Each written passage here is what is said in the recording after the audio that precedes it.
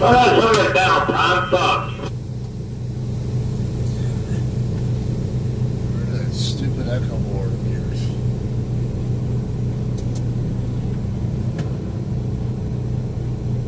Was that you, Bobtail, talking just a minute ago? Yes, ma'am.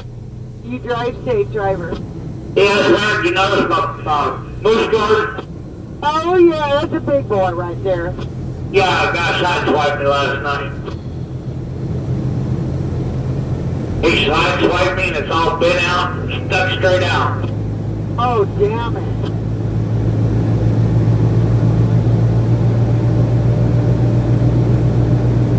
Where you be? Hey, morning, guys. Just got in a hole across from the scales. Do I now? But I just got in a hole across from the fuel island. Oh, we're in the field. By the fuel island? So I use the restroom, but I don't. Just parked. Oh.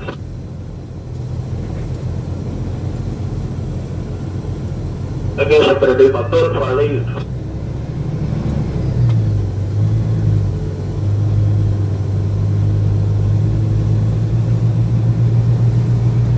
What did I call you, darling? You have a good day, driver. Alright, what did I call you? U-turn. Do what? U-turn. U-turn? Oh, yeah. I get on the phone and next thing you know, I'm doing a U-turn. Damn it, girl. They called me wrong way. See, we match. I picked up a load of cows one time and I was supposed to go to Amarillo and went all the way to Phoenix with them. Oh, boy. Yeah, that was not my back so good days. That's 4.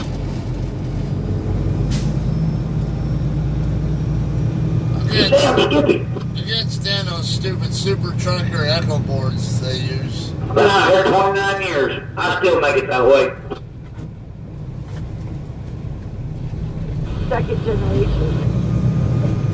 Let's see. My mom drove truck, my dad drove truck, my grandpa, my grandma, all 3 of my sisters, all 6 of my brothers. Oh, here we go. We're fucking super Oh, yeah. truckers because we're second generation All I've ever truckers. done is haul cows. Oh, 10-4. Only. Power only. Damn it. Come on, dude. You don't I have to do stop. power up that goddamn catch and get that going. It says yield. It means you don't have to stop. The only stop is there's somebody coming that has right of way over you, dork. I remember my first time driving too. Oh damn, my truck just hit 3 million miles. Oh, congratulations. On the second motor. 10-4, I was just going to ask you when your last in-frame was. I've done this one, a while back. I got another one at home. I got a 85 359 with a 3408 and it's got 7.5 million on it.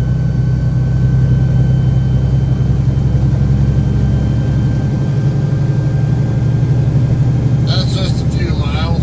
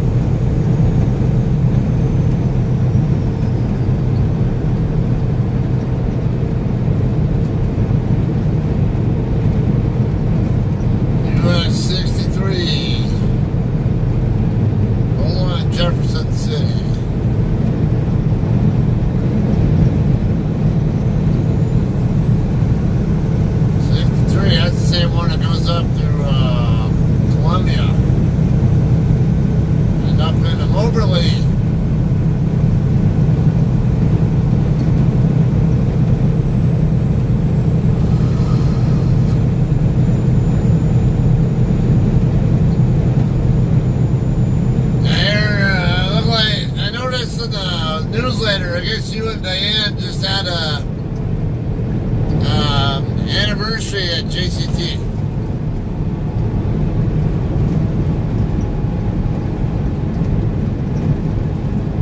Mine's coming up in less than 2 weeks.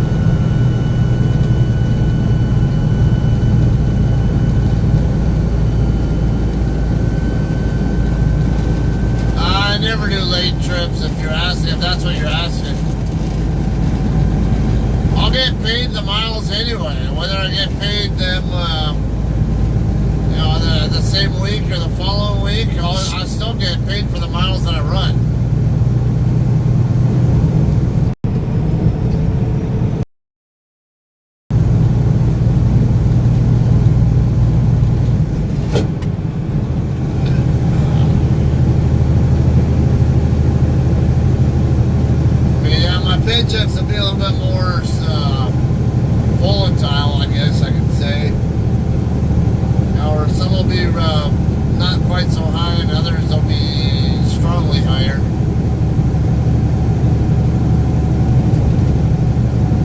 But whatever miles I run, I mean, I know I'm going to get paid anyway. Whether it's 1 week or the next week doesn't matter to me.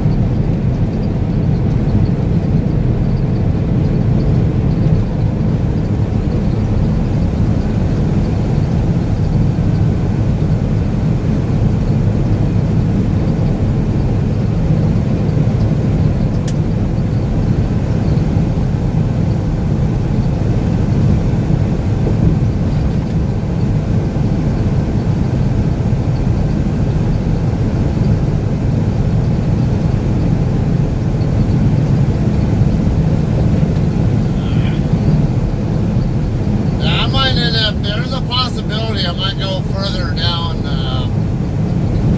I should go down to US 69. I know there are a couple of truck stops down that way. Kind of by where 69 and 75 meet up. I can always consider into my day at.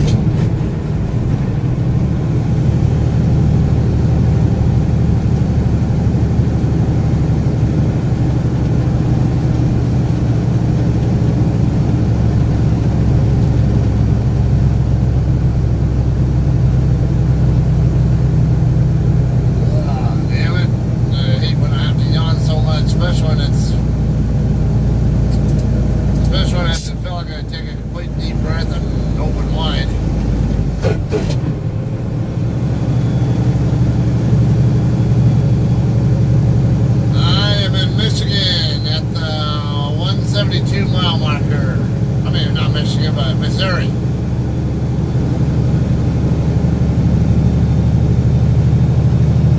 Basically headed towards Springfield.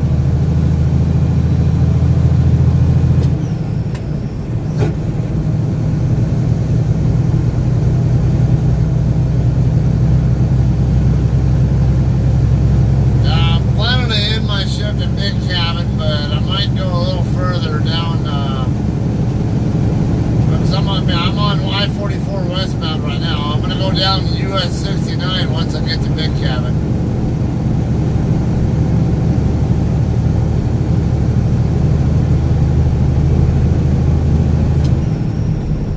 Oh, okay, so you got a while way to go on that thing then. First, again, yeah, you guys got a newer truck. I'm down to about 74, 75,000 on this one.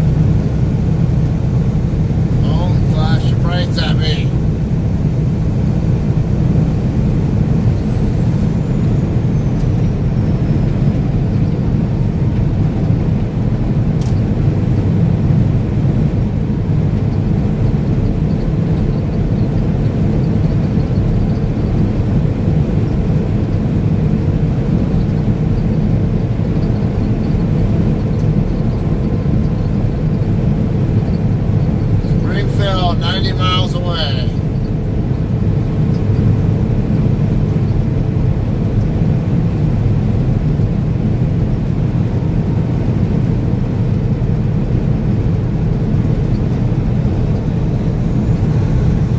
You live near US 69 or 68?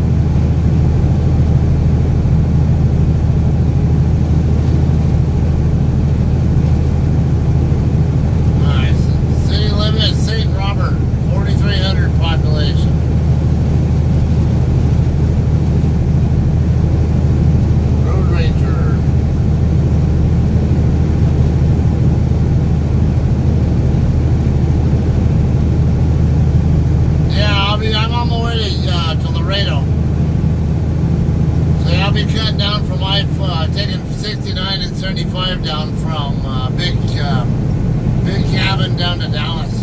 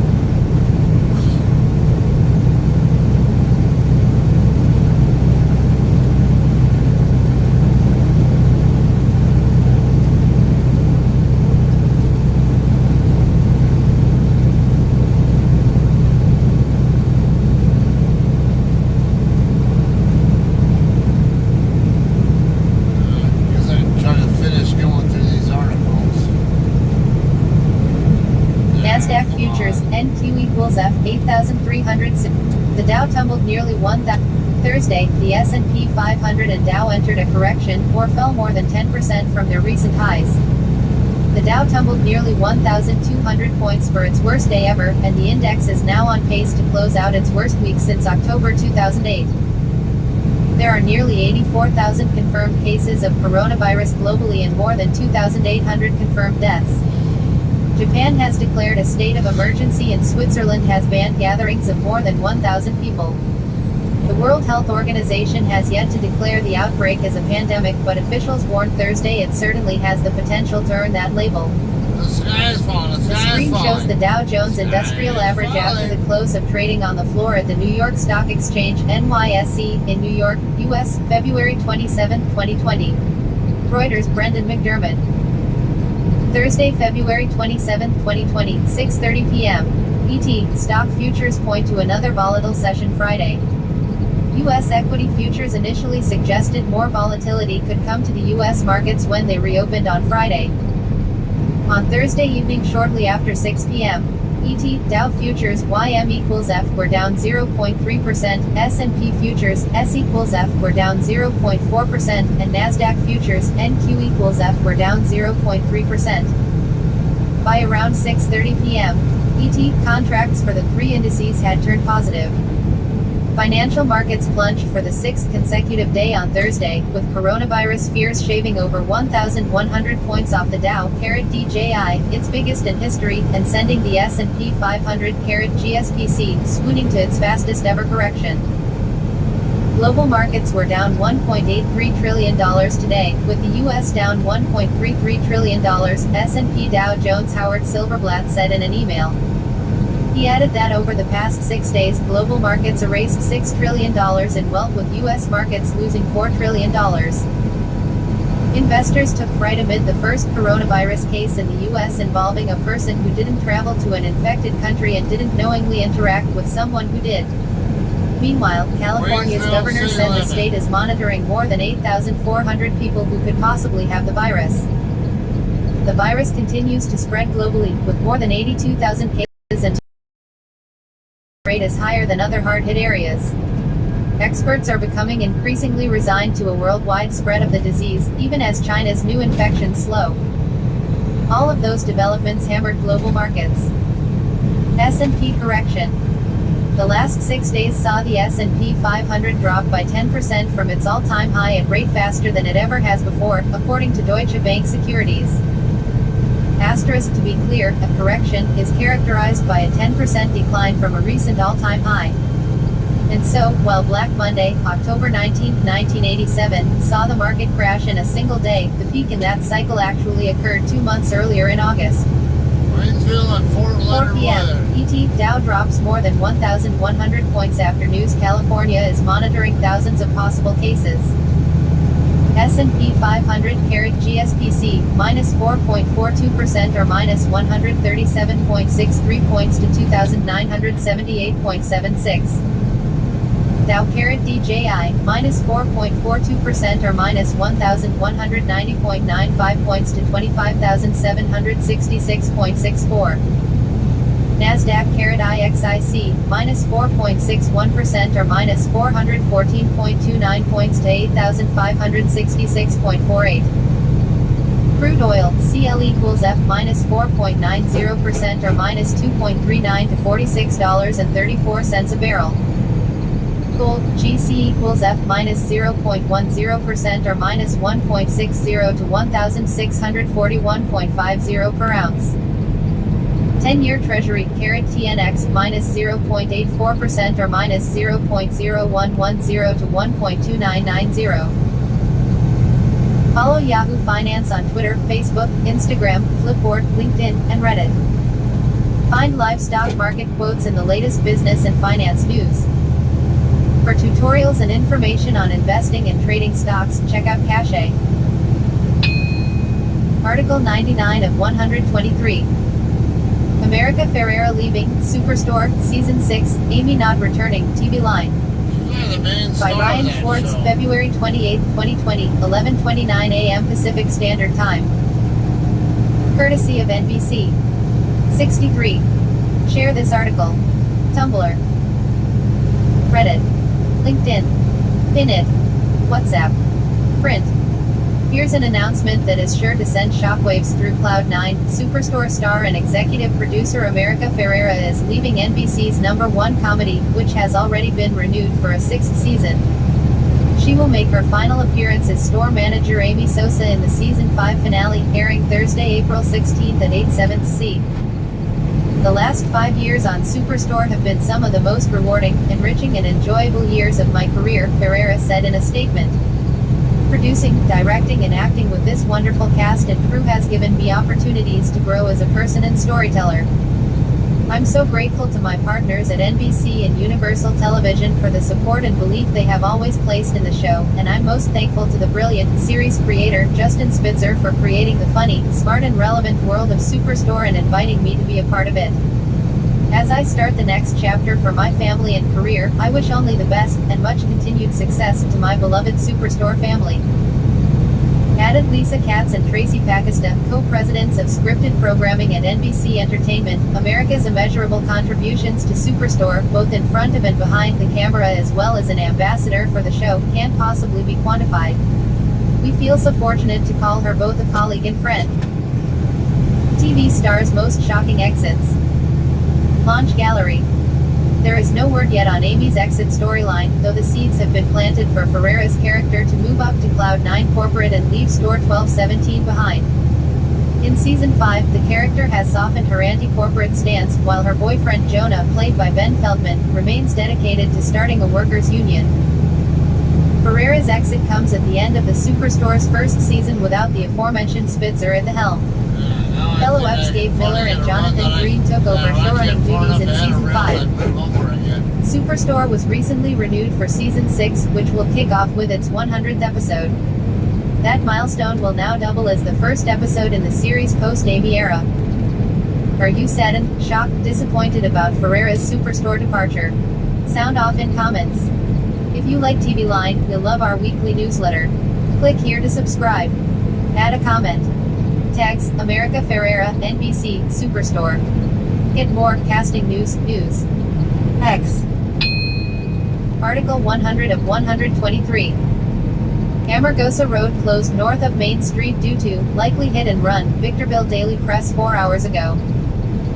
Hesperia, a section of Amargosa Road is closed just north of Main Street as sheriff's officials investigate what one deputy described as a likely hit and run that killed a man. Both lanes of Amargosa Road are closed between a spot near the California Aqueduct and 10,200 Amargosa Road, the site of the MGA Entertainment toy outlet. The deputy at the scene told the Daily Press the closure was expected to last 4 to 5 hours amid the investigation. Southbound side of I-15 This story is there. developing.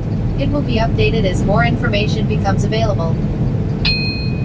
Article 101 of 123. Explainer, coronavirus reappears in discharged patients, raising questions in containment fight.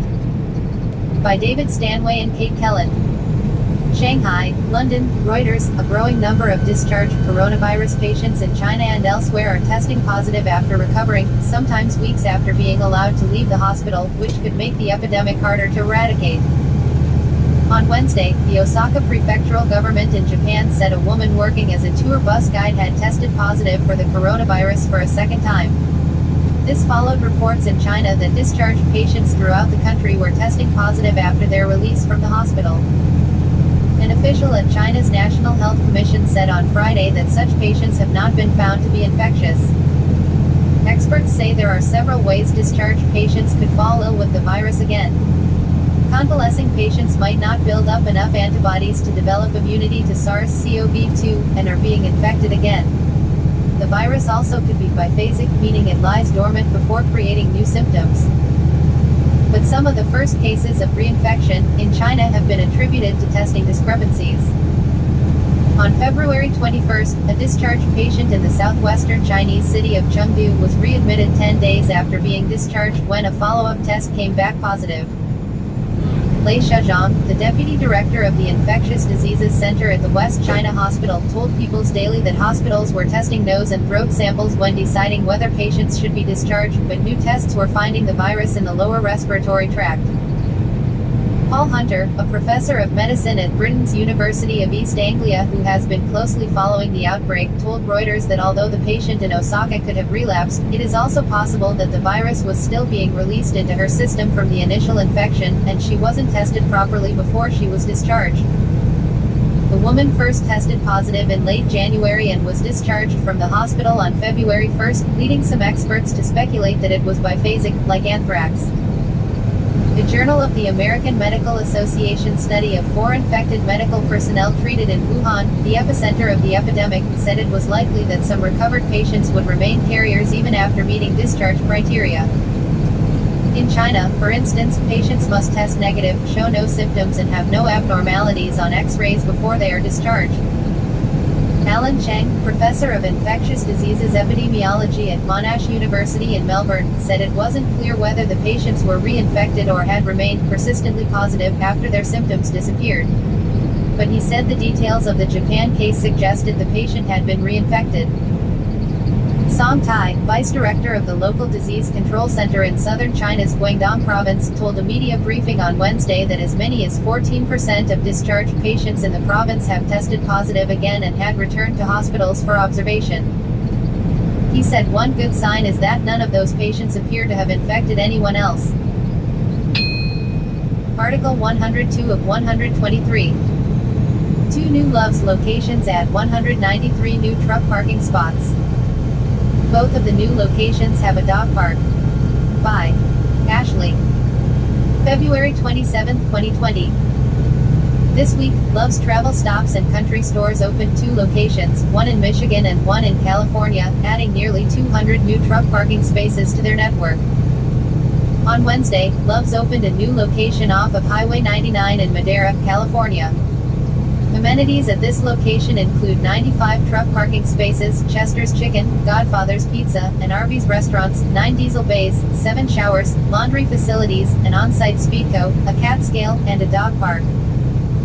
We're excited to add another location on the West Coast and our 12th location in California, said Tom Love, founder and executive chairman of Love's. Professional and 4-wheel drivers now have another safe, clean and well-maintained stop in this vital corridor to help get them back in the road quickly. On Thursday, Love's opened another location off Highway 23 in Milan, Michigan. Amenities include 93 truck parking spaces, a Hardee's restaurant, 9 diesel bays, 7 showers, laundry facilities, an on-site Speedco, a cat scale, and a dog park. We're excited to expand to 7 locations now opened in Michigan, said Tom Love, founder and executive chairman of Love's. We know there's a shortage of parking for professional drivers in this heavily traveled corridor, so we're happy to provide an additional 93 parking spaces and help get them back in the road quickly. Get the free CDL Life app today. Free truck GPS parking locator, driver community, and a whole lot more. Use app. Download the CDL Life app. Free truck navigation. Download. Ashley. Article 103 of 123. U.S. says Chinese warship fired military laser at U.S. aircraft. Washington, CNN, the U.S. Navy said Thursday that a Chinese military warship fired a military-grade laser at U.S. Navy P-8 surveillance aircraft last week while it was flying over the Pacific Ocean, an action that the U.S. Navy called unsafe and unprofessional. The People's Republic of China, Navy destroyers' actions were unsafe and unprofessional, U.S. Pacific Fleet said in a statement Thursday. Weapons-grade lasers could potentially cause serious harm to aircrew and mariners, as well as ship and aircraft systems, the statement added. Military-grade laser beams, occasionally known as dazzlers, emit a powerful beam of light that can travel great distances and be used to illuminate aircraft cockpits, temporarily blinding pilots. Defense officials told CNN that a formal diplomatic protest known as a démarche is expected to be issued. Read more. The incident comes amid ongoing tensions between the U.S. and Chinese militaries. The Pentagon has repeatedly said that China represents an increasingly serious threat to regional security, saying that major Chinese investments in its military are aimed at achieving regional dominance. Over time, we have watched them seize and militarize islands in the South China Sea, and rapidly modernize their armed forces, while seeking to use emerging technologies to alter the landscape of power and reshape the world in their favor.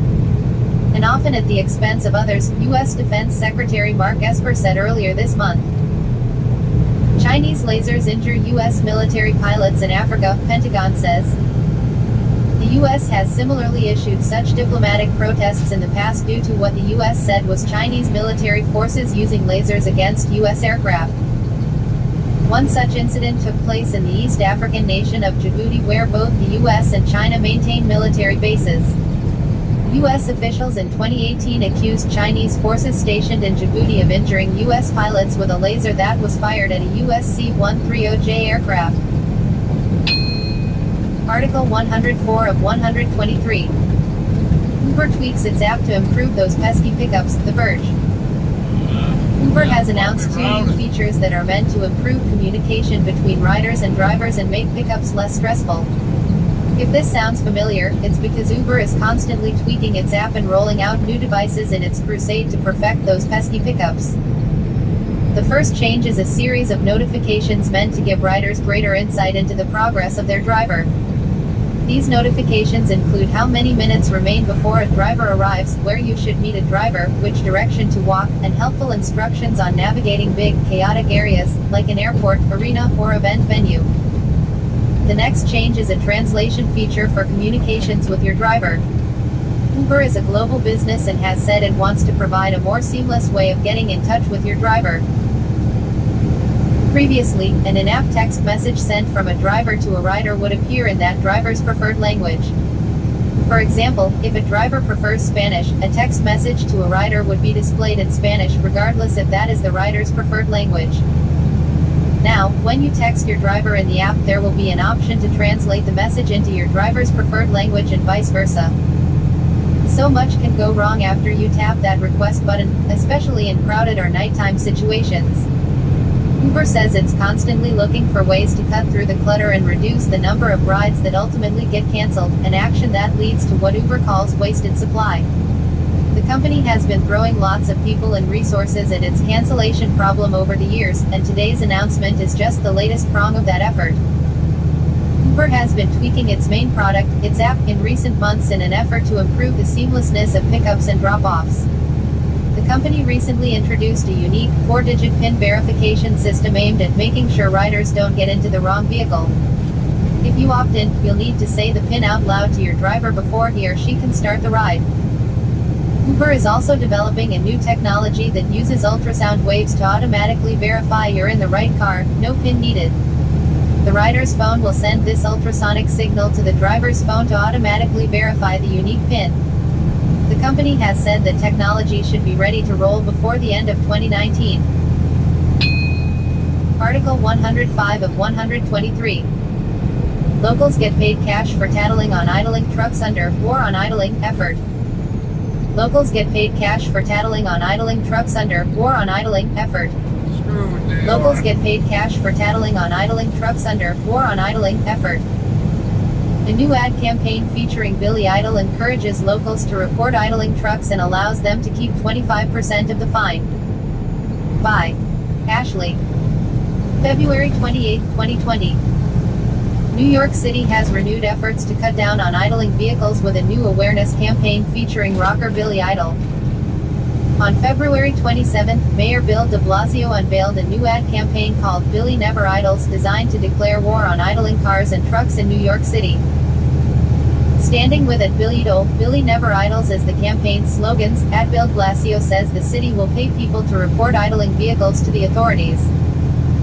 If you don't do the right thing and you're idling, we're coming for you, de Blasio says pic.twitter.com/S7Jukopit. Matthew Shays, at Shays Matthew, February 27, 2020. The ad campaign is meant to raise awareness about long-standing anti-idling laws that forbid idling for longer than 3 minutes or more than 1 minute while adjacent to a school. The ad campaign, running now through the end of March, features rock star Billy Idol, and it encourages residents to document and report idling trucks with the promise of a cash as part of the Citizens Air Complaint Program. Get the free CDL Life app today. Free truck GPS parking locator, driver community, and a whole lot more. Use app. The Citizens Air Complaint Program has been in place since 2018 and allows residents to go online to report illegally idling trucks and buses in exchange for cash, namely, 25% of the fine imposed on the commercial vehicle driver.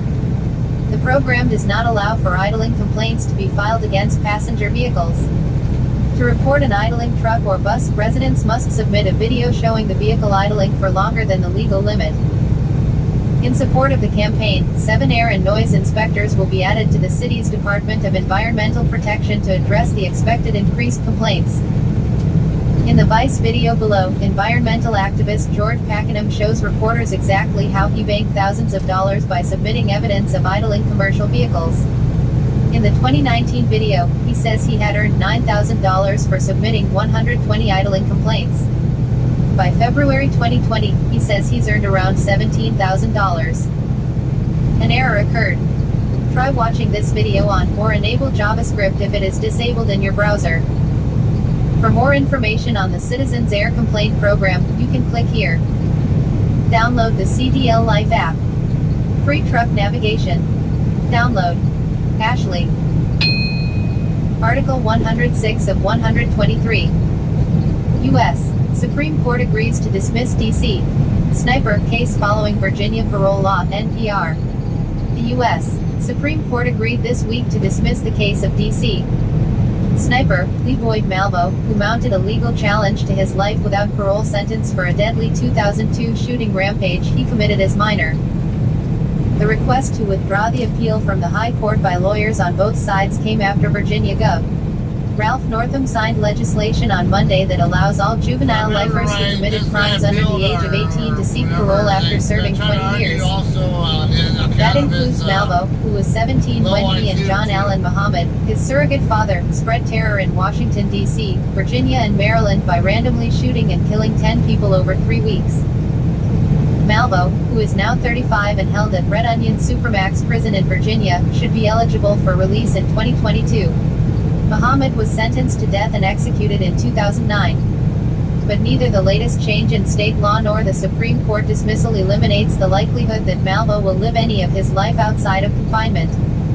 He is serving 4 life sentences in Virginia and 6 life without parole sentences in Maryland, where he is also appealing for a new sentence. In 2012, the Supreme Court struck down the death penalty for juvenile offenders and declared mandatory life without parole sentences unconstitutional. Another decision in 2017 went a bit further. It established that the use of life without parole for juveniles should be reserved for the rare juvenile offender whose crime reflects irreparable corruption. Despite the Supreme Court rulings, the judge in Malvo's Maryland case allowed his sentence to stand, finding that his life terms had not been mandatory. However, in 2018, a federal appeals court ruled that in light of the 2012 and 2017 Supreme Court decisions, Malvo deserved a new sentencing hearing. Virginia's Attorney General Mark Herring appealed to the Supreme Court, arguing that its ruling only applied to mandatory sentencing schemes, not in cases where judges have discretionary power in deciding the terms of punishment. The Supreme Court, which heard arguments in the Malvo case in October, had been expected to deliver a ruling by the summer. Now, the withdrawal of Malvo's case leaves open the central question of retroactive resentencing for thousands of Americans behind bars. The Sentencing Project says as many 2,300 offenders were serving life without parole for crimes committed before turning 18.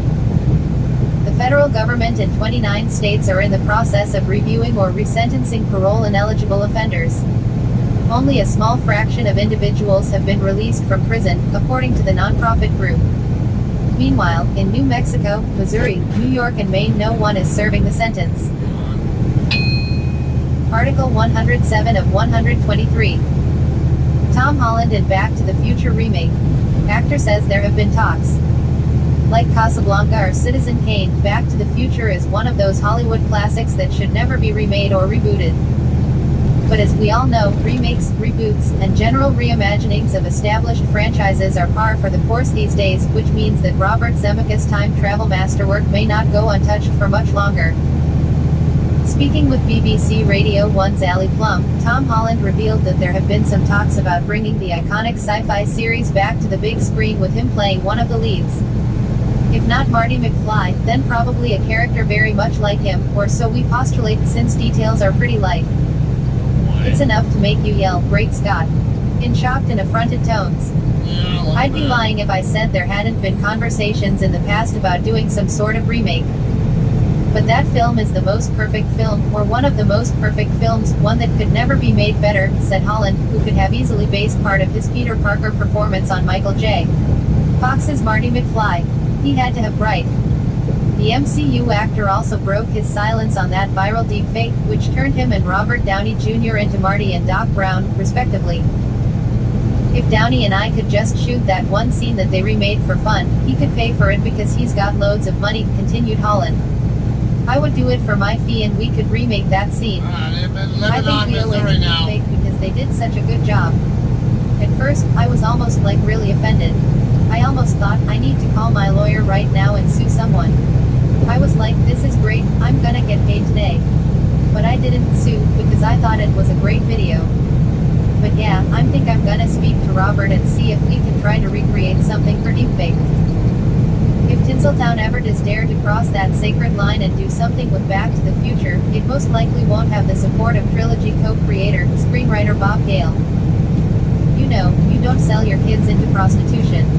It was the wrong thing to do, he recently told the BBC, referring to how the studio tried to pressure him and Zemeckis into making another installment after the final film in 1990. We put the end at the end of part 3. Plus Michael J. Fox isn't in the shape to do a movie, and nobody wants to see Marty McFly having Parkinson's disease, and nobody wants to see another actor playing Marty McFly if it's supposed to be a continuation. Credit, Universal, Getty Images. Rather, Gale is throwing his support behind a Back to the Future stage musical.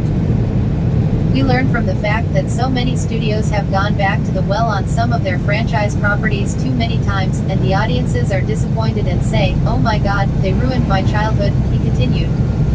We don't want to ruin anybody's childhood, and doing a musical was the perfect way to give the public more Back to the Future without messing up what has gone before. You can next catch Holland and Pixar's Onward, which opens in theaters on March 6. Article 108 of 123. Ben Affleck suffered breakdown on set while portraying alcoholic who apologizes to wife in The Way Back. Fox News. Close. Video. Fox News Flash Top Entertainment headlines for February 28. Fox News Flash Top Entertainment and celebrity headlines are here. Check out what's clicking today in entertainment. Ben Affleck has been opening up about his alcoholism and difficult path to sobriety while promoting his upcoming film, The Way Back, in which he plays an alcoholic. Taking on a role that mirrored some of the actor's own personal demons helped to free him, Affleck revealed in a recent interview with the Associated Press. But there is one scene where his character, Jack Cunningham, makes amends to his wife that caused the 47-year-old to suffer a breakdown on set. It was probably the second take Ben just had a breakdown. I'm getting chills thinking about it. It was like the dam broke and everything came out, the film's director, Gavin O'Connor, told the AP. Ben Affleck's interviews about Jennifer Garner have left her boyfriend John Miller uncomfortable, report. Ben Affleck attends The Way Back Atlantic QA screening at Plaza Theater on February 19 in Atlanta, GA. Paris Griffin, Getty Images. The director furthered, I just remember the crew, everyone was frozen, watching him bare his soul. It was obviously real. A lot of things that he probably had to say in his own life, or maybe he had said, I don't know. Affleck's emotions were so raw that some parts of the scene were cut from the final version of the film. It would be too hard for an audience to watch, too personal, O'Connor explained. The Argo director spoke with AP about other parallels the film has to his life.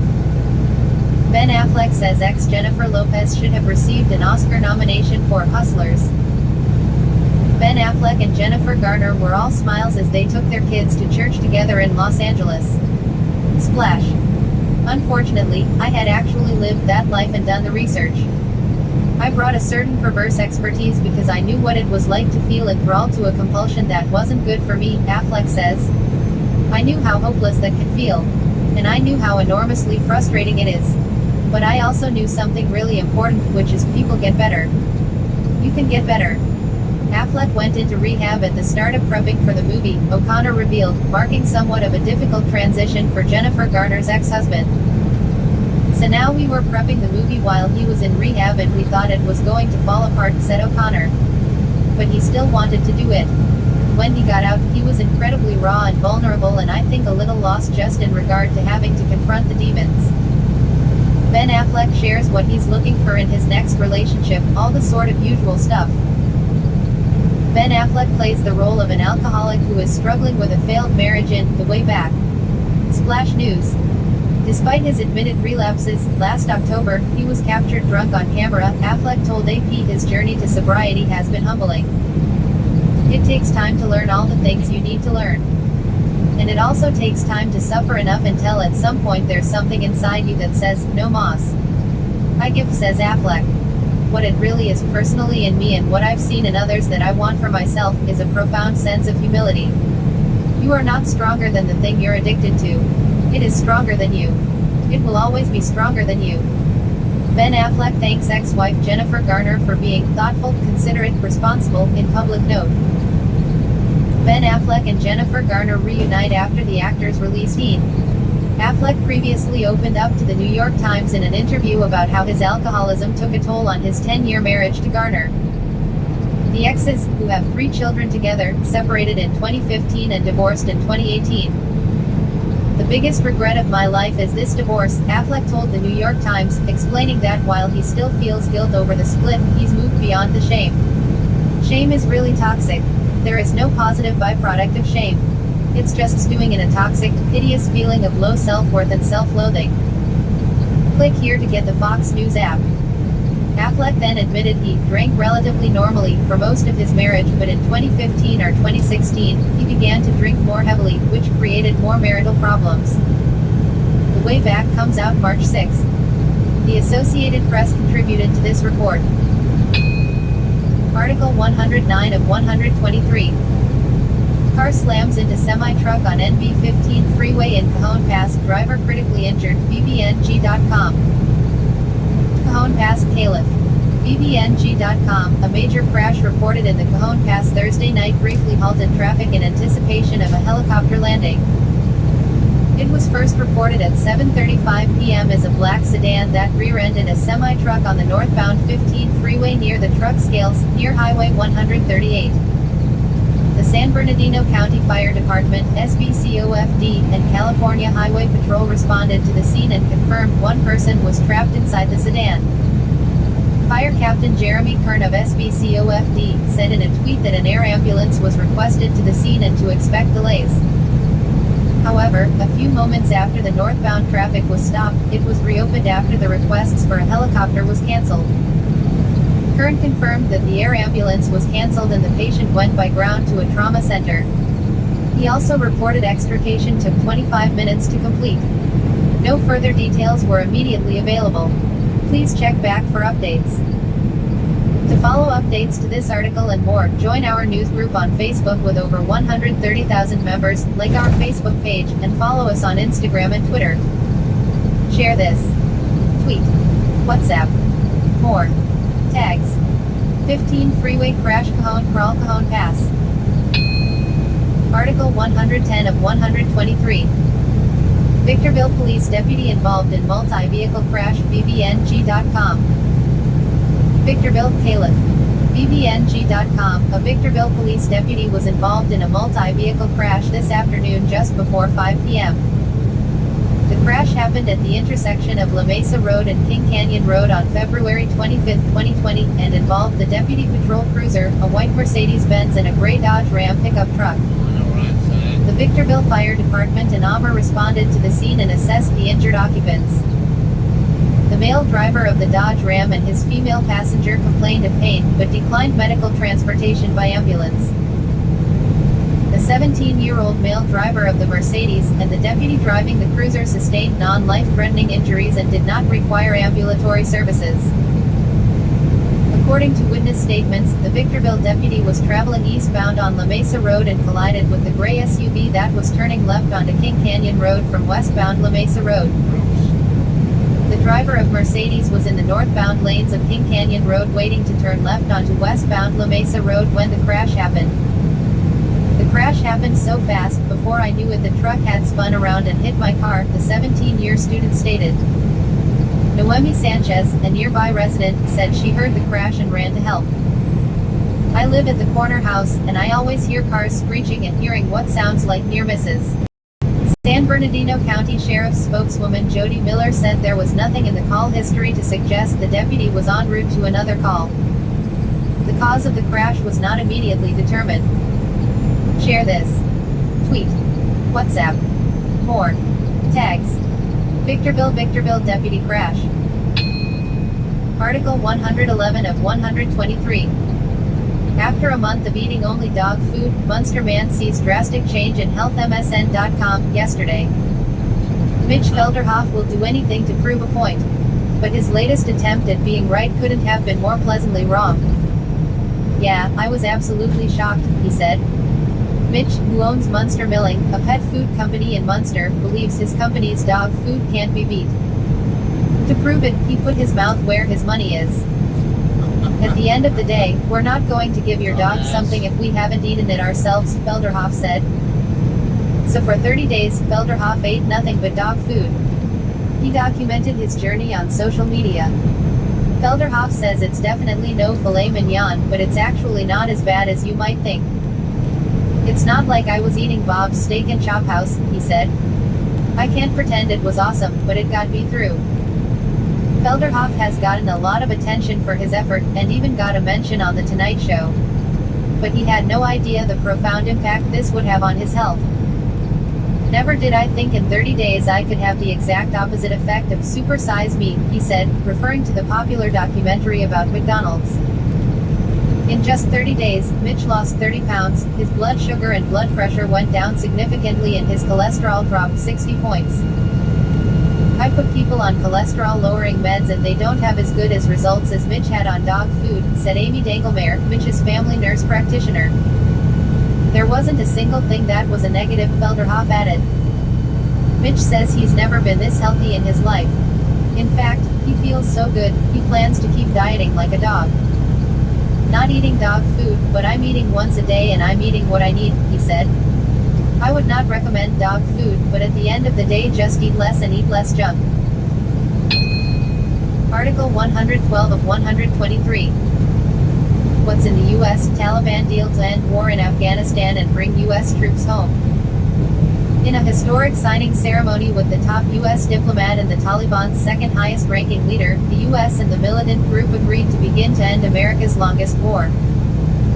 The deal will commit the U.S. to begin withdrawing its troops from Afghanistan, in exchange for the Taliban sitting down to peace negotiations with other Afghans and severing ties with terror groups like Al-Qaeda, which the Taliban harbored ahead of the September 11 attacks, prompting a U.S. invasion and over 18 years of war. After over a year and a half of negotiations, details of the final agreement are finally being released, although there are annexes that will not be released, according to senior administration officials, who said they do not include any U.S. commitments, only enforcement mechanisms. U.S. signs historic deal with Taliban, triggering troop withdrawal from Afghanistan. While many of the steps in the deal are conditioned on actions from both sides, there are some immediate impacts as the ink dries in Doha, Qatar, where chief U.S. negotiator Zalmay Khalilzad, his deputy Molly Fee and their team have spent over a year and a half negotiating with the Taliban's representatives. The week-long deal to reduce violence will continue, as the U.S. immediately begins to draw down its approximately 13,000 troops in Afghanistan to 8,600, according to Defense Secretary Mark Esper and other senior administration officials. That withdrawal will take months to complete, but U.S. officials, including Gen. Scott Miller, commander of U.S. and NATO forces in Afghanistan, have said that new number is still sufficient to carry out their mission. Photo. In this handout, photo taken and released by Afghanistan's Ministry of Defense office on Feb. 26, 2020, and under U.S. and in Boy. AFP photo, Afghanistan's Ministry of Defense. More. Any withdrawal of U.S. forces beyond that is contingent on the Taliban meeting its commitments, according to the deal. There is an aspirational timeline for withdrawal that is entirely conditions-based, and it will depend on their performance as we judge their performance, a senior administration official said. Explicitly, withdrawal is tied to the Taliban meeting its counter-terrorism commitments to repudiate Al-Qaeda and other terrorist groups and take steps to demonstrate that. People are concerned about the historic relationship between the Taliban and Al-Qaeda. We think this is a decisive and historic first step in terms of their public acknowledgement that they are breaking ties with Al-Qaeda, the senior administration official told ABC News. More, U.S. Taliban deal, historic opportunity, but women's rights up to Afghans, Pompeo. There will be verification mechanisms in place to ensure that happens, the official added, including our military and other asset presence on the ground. In exchange, they said, the U.S. will eventually start to deconstruct the edifice of economic and diplomatic pressure like sanctions. But any further U.S. troop reduction is also tied to the outcome of that process. If the political settlement fails, if the talks fail, there is nothing that obliges the United States to withdraw troops, said a second senior administration official, before adding Donald Trump still has the prerogatives as commander-in-chief to withdraw U.S. forces as he sees fit. Photo, in this June 16, 2018 photo, Taliban fighters ride in their vehicle in Serpro district of Nangarhar province, east of Kabul, Afghanistan. Many Afghans view Saturday's expected U.S. Taliban peace deal with a heavy dose of well-earned skepticism. Ramad Gul, AP file. More. Aiming for March 10, those peace negotiations will bring together the Taliban and representatives of Afghanistan, including government officials, civil society leaders and women, the senior officials said, to determine the future Afghan government and a roadmap for the country. But government officials will attend in a private capacity, as the Taliban still refuses to recognize the government or the constitution, a concession that has angered many Afghan officials. Story continues. Esper is in Kabul to sign a joint declaration with President Ashraf Ghani and his rival and chief executive Abdullah Abdullah to reassert U.S. support for the Afghan government and commit Ghani, Abdullah, their supporters and others to backing the next steps. Expected to take place in Oslo, Norway, the negotiations will be facilitated by the U.S., along with the United Nations, Norway, Germany, Indonesia and Uzbekistan, among others, the first senior official said. More, agreement to reduce violence in Afghanistan set to begin, leading to U.S. Taliban deal. Both senior officials cautioned those talks could be delayed, especially as post-election fighting between Ghani and Abdullah continues. Khalilzad will return to Kabul after the signing ceremony to push them to select an inclusive delegation to the negotiations, but it may prove difficult as Abdullah continues to claim to have won the presidency 5 months after the votes were cast and 11 days after Ghani was declared the winner despite concerns over the count. The signing ceremony Saturday came only after a week-long truce to reduce violence across the country was deemed successful. The Taliban agreed not to undertake major attacks, while the U.S. and Afghan security forces pledged to hold any airstrikes or raids on Taliban facilities, according to the second senior official, who said the reduction showed the Taliban had both the commitment and the capability to enforce that kind of truce. Photo, Secretary of State Mike Pompeo speaks during a news briefing at the State Department, February 25, 2020, in Washington, D.C. Alex Wong, Getty Images. Stop here and use the restroom.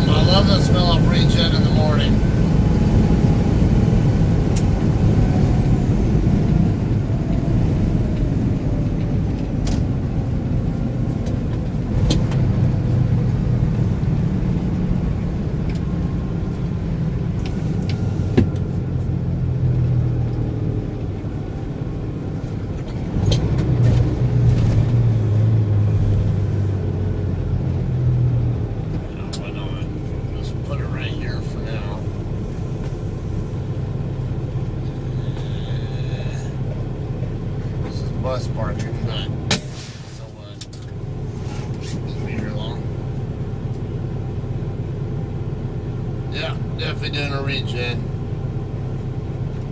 Alright, should return.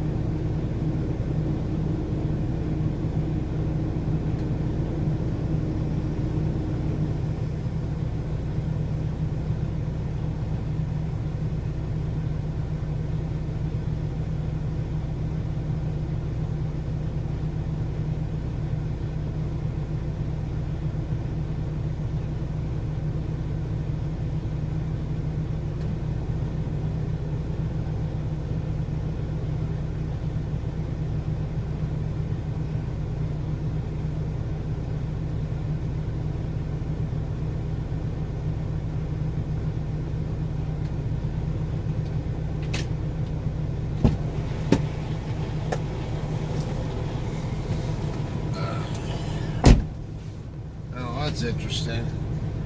Actually, I see this at, when I was in the Air Force, a lot of military installations do this.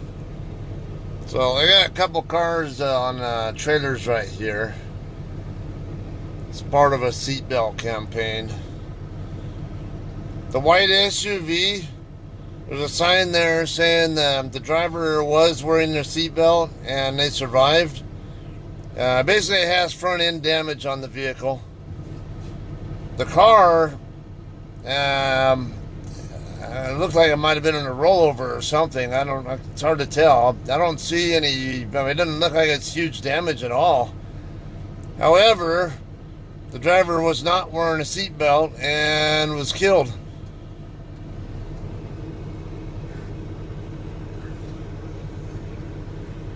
Yeah, it's common. It's common for at least used to see that a lot at military bases, but for DUIs. What they do at military installations is when a service member who's assigned to that particular base gets in a DUI-related incident, the base commander will actually get the vehicle from the whatever law enforcement agency is involved afterward, and a lot of times they'll put it on. If you need to stop, you need to say something, okay? All right, buddy. I'm good for a while, man. Yeah, they put it on this. They'll put it on display and show that this is what happens in a DUI collision or whatever. This driver was, and of course, if it's a recognizable car, a unique looking car, you can't hide the fact that it's you, the one who did it. Sucks, but well, even sucks more when your stupid ass causes an accident because your dumb ass doesn't know how to stay sober. All right, so we get rolling again. See if I can get all the way into Oklahoma without getting too tired.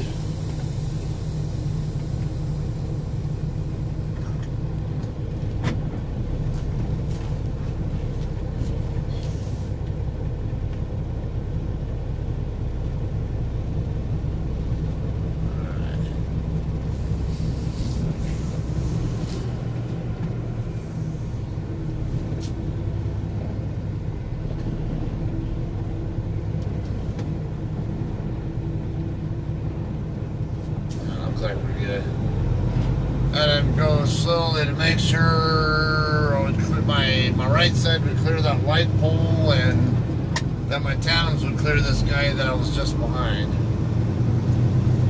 I might have to get rid of that stupid clipboard thing. Alright.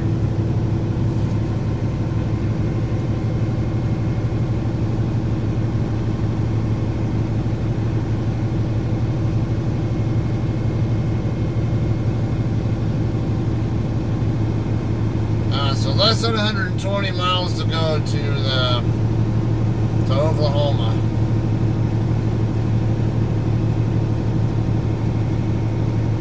Should be a less than 2 hour drive. I have let's see.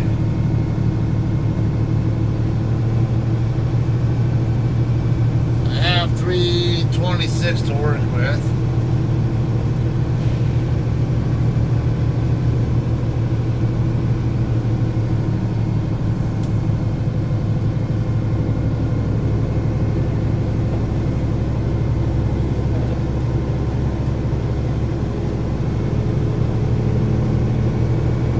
This restaurant, it's a big one.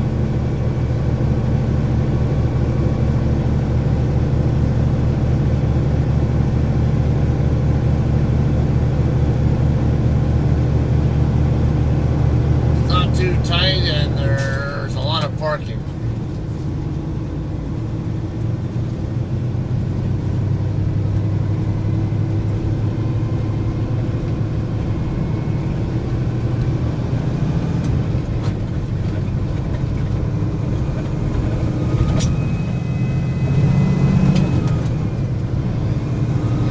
Price, no matter how new, the best safety device and the car is you.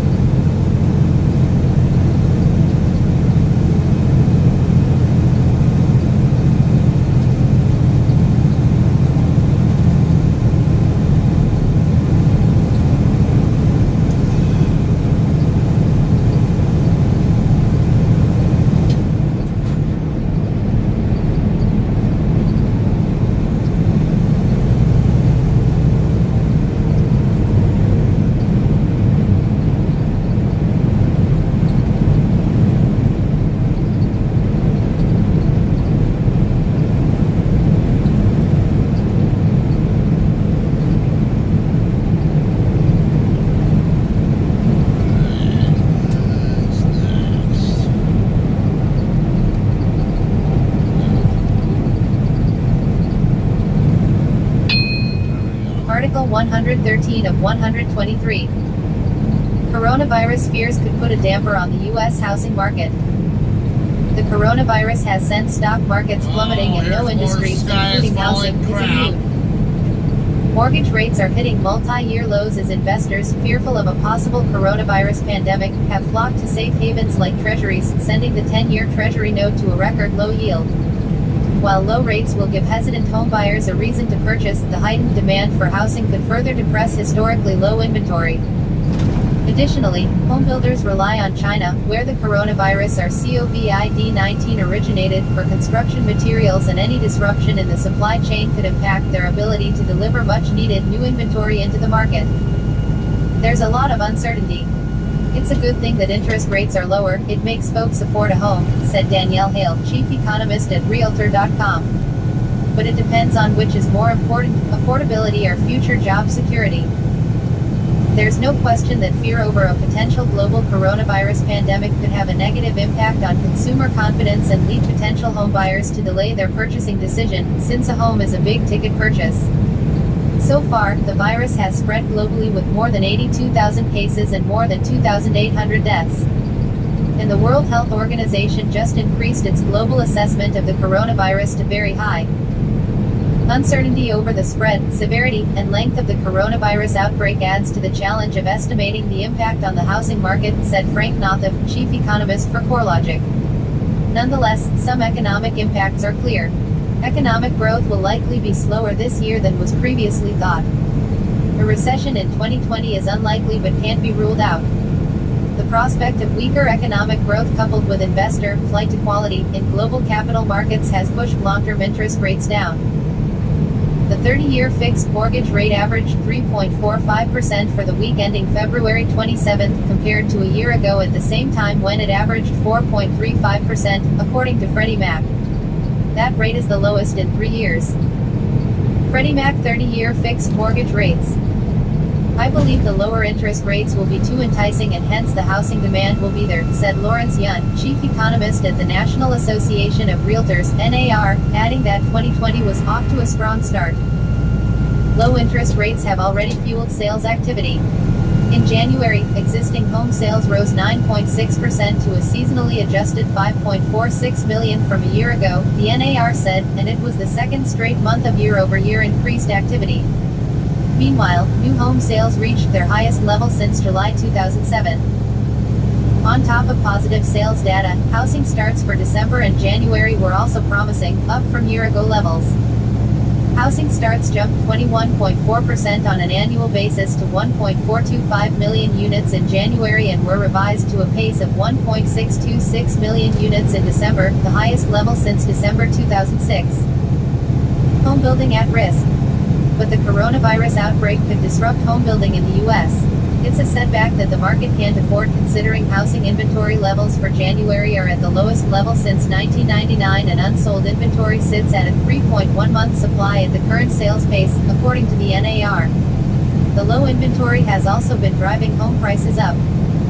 Every time we get some momentum something comes up and interrupts progress, said Robert Dietz, chief economist at the National Association of Home Builders, who had forecasted that 2020 would mark the beginning of a reversal in the construction labor shortage, a major contributor to the historically low inventory. Now, he's not so sure but notes that it's too early to tell what kind of an impact the coronavirus will have on consumer confidence in the workforce. The biggest threat to inventory would be to home builders' supply chains. About 30% of building products imported to the U.S. come from China, including both residential and non-residential construction, according to Richard Branch, chief economist for Dodge Data and Analytics, which tracks the construction industry. The products include wallboard, lighting, and other materials. Branch said in an email that China is the largest single supplier of building products to the U.S., Canada, and Mexico follow supplying about 20% each. Homebuilder Toll Brothers recently said the coronavirus outbreak in China led to shortages of lighting fixtures and small appliances, forcing it to delay the sales of 11 homes in California. A Toll Brothers spokesperson did not provide further comment.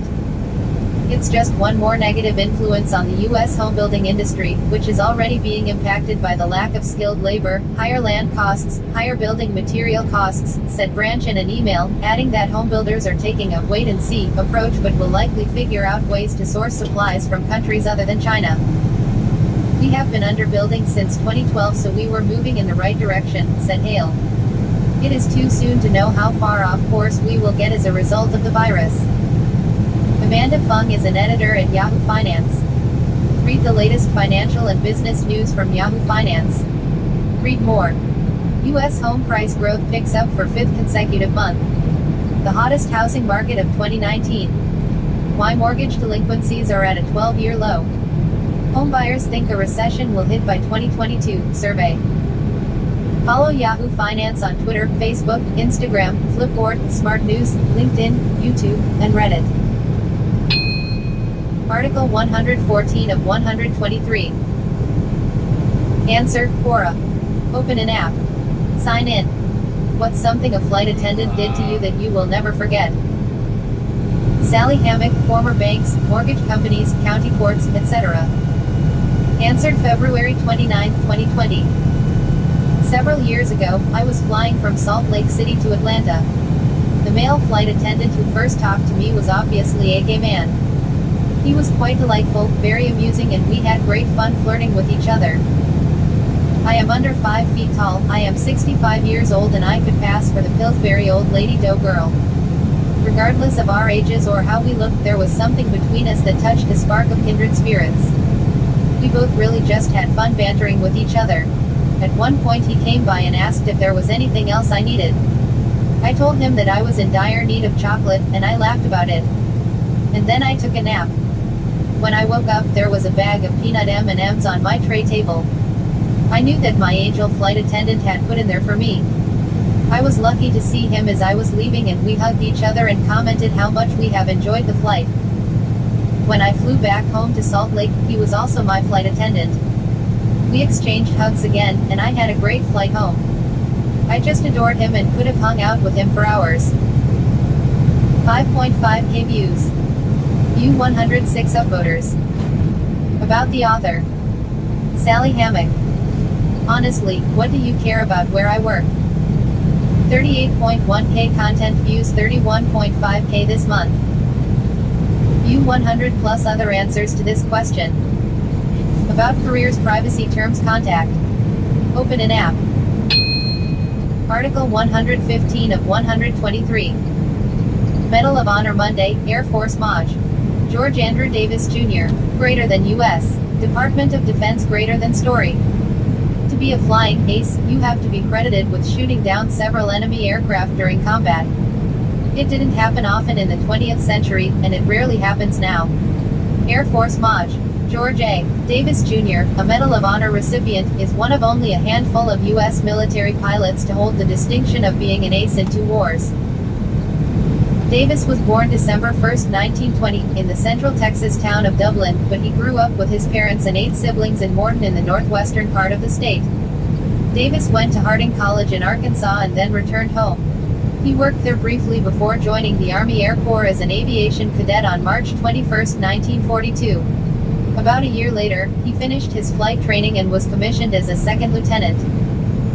Davis was shipped off to the Pacific during World War II, where he became an ace in a P-47 Thunderbolt, shooting down 7 enemy aircraft during 266 combat missions in 19 months. After the war, Davis stayed in the service as it transitioned to the Air Force. He continued to fly fighter jets and served as a flight commander and air inspector at various military bases. He was also a member of the Sabre Dancers demonstration team in California, the forerunner to the famed Thunderbirds. Davis was promoted to major in February 1951, a few months before he was sent to Korea. There, Davis was named the commander of the 334th Squadron, 4th Fighter Interceptor Group. Within a few months, he became the leading ace of the Korean War. On Feb. 10, 1952, Davis was leading 4 F-86 Sabre jets on a patrol mission near the Manchurian border. One of the jets was forced to back off because it ran out of oxygen. The remaining Sabres continued, and Davis and Wingman First Lieutenant William Littlefield noticed 12 MiG-15s, Soviet fighter jets, speeding towards some Allied fighter bombers doing low-level operations. Even though his team was outnumbered, Davis quickly dove toward the enemy jets. He flew into the back of their formation and shot down one of them. Despite taking enemy fire, he kept attacking, shooting down a second enemy fighter. From there, Davis could have sped up to get away from the enemy that was firing on him. But instead, he chose to reduce his speed so he could try to shoot down a third MiG. While pursuing that fighter, his aircraft suffered a direct hit. Davis's plane spiraled out of control and crashed into a mountain about 30 miles south of the Yalu River, Littlefield reported. The 31-year-old's body was never recovered. Thanks to his bravery, the friendly fighter bombers were able to succeed in their operation. Davis's final combat mission was his 60th in Korea, and it marked his 14th enemy downing of the war. In 1953, Davis was posthumously promoted to lieutenant colonel.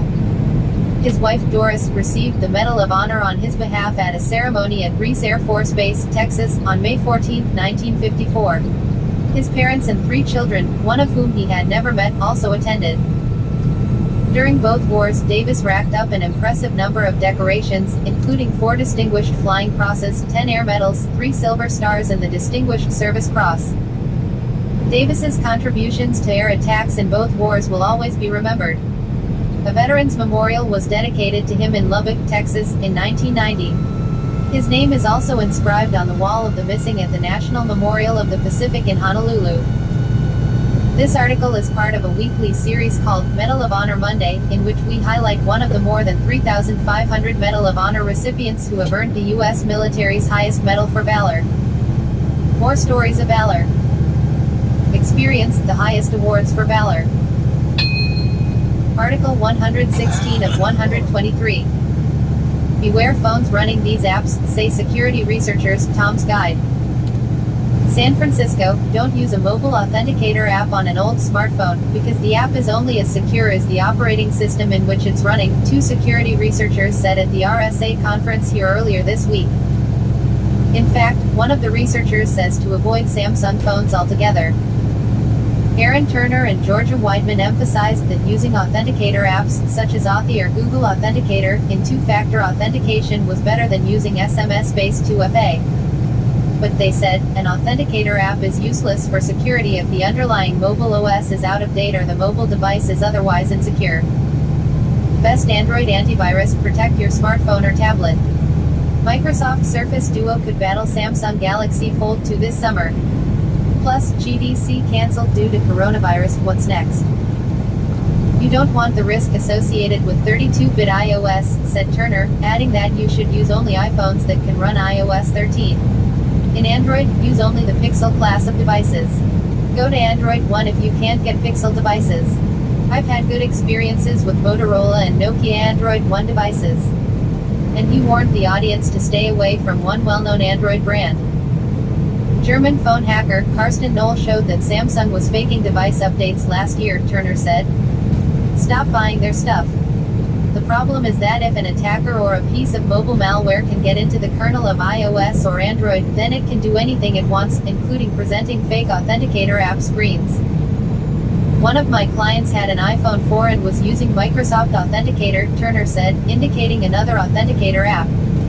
All an attacker would need to do is to get an iPhone 4 exploit. My client was traveling in a high-risk country, his phone was cloned and then after he left the country, all sorts of interesting things happened to his accounts. Some Android phones are safer than iPhones. And don't think iOS devices are safer than Android ones, they're not. There are just as many known exploits for either one, and Weidman extracted the encryption keys from an older iPhone in a matter of seconds on stage. The iPhone's Secure Enclave offers some additional security, but the authenticator apps aren't using those elements, said Weidman. iOS is still good, but Android's security-enhanced Linux is the bane of my existence as someone who's building exploits. We charge 3 times as much for an Android pentest than we charge for an iOS one, Turner said, referring to an exercise in which hackers are paid by a company to try to penetrate the company's security. Fully patched Android is more difficult to go after. Attacking from underneath. Interesting. Authenticator app speed SMS texted codes is 2FA second factors because app codes can't be intercepted over the air, aren't tied to a phone number and never leave the device. But Authenticator app codes can be stolen in phishing attacks, and as we saw yesterday, by Android malware and screen overlay attacks. However, even the best training against phishing attacks and the best Android antivirus apps won't stop attacks that come from the kernel, the underlying part of the mobile operating system to which the user doesn't have access. What could possibly go wrong when installing a user mode application with sensitive cryptographic key materials on a platform with kernel vulnerabilities? Turner asked rhetorically. Kernel vulnerabilities also can be used to hack two-factor push notifications, which Google uses for its own accounts and which can't be phished. In short, we need to move away from usernames and passwords, Turner said. Fingerprints aren't the answer, but this might be. Asked about biometric authentication such as fingerprint readers and facial recognition, Weidman said that it's better than nothing when used in addition to passwords. Turner wasn't so sure. I am fundamentally opposed to using biometrics because it's non-revocable, he said, citing a famous case from Malaysia in which a man's index finger was cut off by a gang to steal the man's fingerprint-protected Mercedes. Fingerprint readers are biometric toys. The only form of two-factor authentication without security problems right now, Turner said, is a hardware security key such as a YubiKey or Google Titan key. I've got 2 YubiKeys on me right now, Turner said. Hardware separation is your friend. Today's best Google Pixel 3a deals. Plans. Unlocked. Republic Wireless US. No contract. Google Pixel 3a installments. Free. Upfront. $43.99. MTH. Unlimited minutes. Unlimited texts. 1 GB data. Texts. Plus unlimited Wi-Fi texting. Data. Plus unlimited Wi-Fi data. View. Add. Republic Wireless. Sprint US. No contract. Google Pixel 3a installments. $30. Upfront. $45. MTH. Unlimited minutes. Unlimited texts. 6 GB data. Texts. Domestic and international text to select countries. View. Add. Sprint. Verizon Wireless US. No contract. Google Pixel 3a installments. $20. Upfront. $71.66. MTH. Unlimited minutes. Unlimited texts. 2 GB data. Texts. Nationwide and international text to over 200 countries in the world. View. Add. Verizon Wireless.